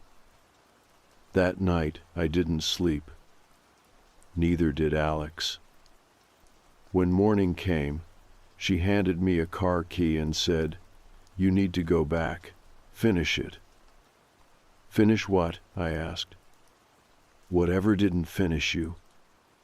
I didn't understand what she meant, but I drove anyway. Back to the apartment. Back to where I left the blanket, the cracked mirror, the last note. The place was quiet. Air still, curtains undisturbed. But in the center of the living room, something new waited. A box. Old wood, blackened with age, hinges rusted, no lock. I opened it. Inside were 7 photographs, each one showing a different person sleeping in that same Craigslist room. Different bed sheets, different clothes, but always the same layout, always the same camera angle. The last photo? Me. But not from the video I took. This one was from above. And the timestamp said 3:18 a.m., June 4th, 2019. The night before I moved in. When I saw the timestamp on that photo, me sleeping in the Craigslist room a full night before I ever moved in, something inside me cracked. I stood there, holding it, fingers cold. My brain wanted to go into denial, to say it was faked, photoshopped, anything. But I knew the sheets in that photo, that ratty gray blanket. That was mine. I'd brought it from the trunk of my car that first night. The socks on the floor were the same mismatched pair I wore the day I toured the place. Except I hadn't toured it. Not really. I'd just moved in. I sat on the floor, all 7 photos spread out beside me, trying to figure out what they had in common, The people weren't the same age, not the same gender, not the same body types. But they all had one thing in common. They were alone. Each of them sleeping alone in that same room, same camera angle, same quiet stillness. All at 3:18 a.m., including me. I checked the underside of the box for more writing, some clue, anything. One small phrase, etched into the wood like it had been scratched in with a nail. He doesn't take you, he becomes you. I left the box, took the photos with me, burned them in a metal trash can behind a gas station on the edge of town. Watched every corner curl and blacken until there was nothing but ash and smoke and the smell of something older than paper. And that should have been the end of it. But when I got back to my apartment that night, the new one, the place I'd only spent a few nights in before running, something was wrong.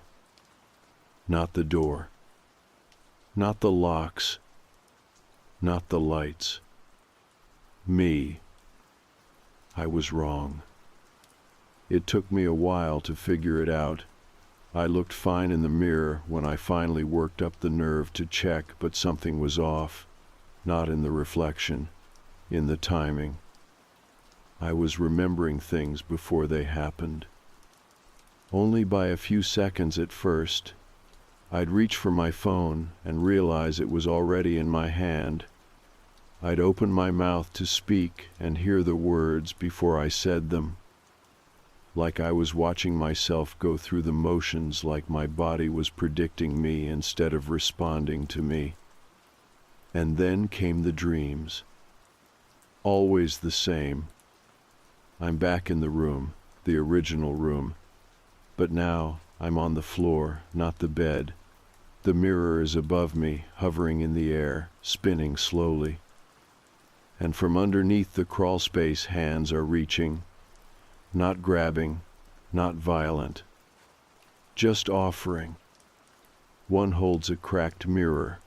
One holds a toothbrush. One holds a key. All the things I'd touched. All the things I'd agreed to without knowing. One night, I woke up with the taste of lemon cleaner in my mouth. I hadn't used any. And then came the phone call. Private number. No voicemail. Just rang once, then silence. Then the next day, my voicemail app glitched. Said I had a new message even though the inbox was empty. I rebooted my phone. Message gone, but my wallpaper had changed. Not a big change, just a slightly altered photo of me and my cousin Alex. Same background, same pose. But I wasn't blinking. Neither of us were. I called her immediately. She picked up, but it didn't sound like her. Her voice was flat, slowed down, like a recording being dragged across old tape. "I'm fine," she said. "You're okay now." "You're not okay," I said. Long pause. Then, "He's in now. You're out." Click. I drove to her house that night, got there around 10 p.m. She opened the door, smiled, let me in. The house was the same, except every mirror was back.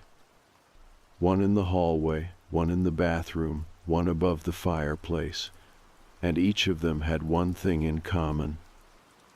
The reflection wasn't hers. It looked like her, moved like her, but it didn't track properly. One lagged behind, one was too early. One smiled when she didn't. I tried not to panic, tried to make small talk. "You brought them back," I said quietly, nodding toward the mirror in the hallway. She tilted her head. I never took them down. We sat for tea. She made me peppermint. Same way she always did. Same mug I remembered. Everything almost right. But when I looked at her hands, I saw faint scratches across her knuckles. Deep, fresh. Like she'd been digging. Or trying to claw her way out of something that didn't let go. That night, I didn't sleep. I stayed in the guest room, locked the door, put the dresser in front of it, blocked the mirror with a towel, sat up with the light on. At 3:18 a.m., I heard her humming. Not down the hall, through the vent. Soft, slow, familiar tune, one I remember our grandmother singing to us as kids. But the voice was wrong. Too low. Too stretched. I left before sunrise, didn't say goodbye, didn't wait for breakfast. I don't think I'll see her again. I don't know what's in her place now. All I know is this. I kept running for months, motel to motel, town to town, until one day it stopped. The lag, the dreams, the feeling of being watched from inside. I found a new place, shared flat, normal lease, no strange rules. Mirrors are allowed. People knock like they're supposed to. The walls don't whisper. But sometimes every once in a while, I wake up at exactly 3:18 a.m. Not from a noise. Just this sudden knowing. And I lie there, breathing, frozen, not daring to move. Because for a split second, I can feel it. Not under the bed. Not in the mirror. Inside me. Stirring. But it passes. And I remind myself I left.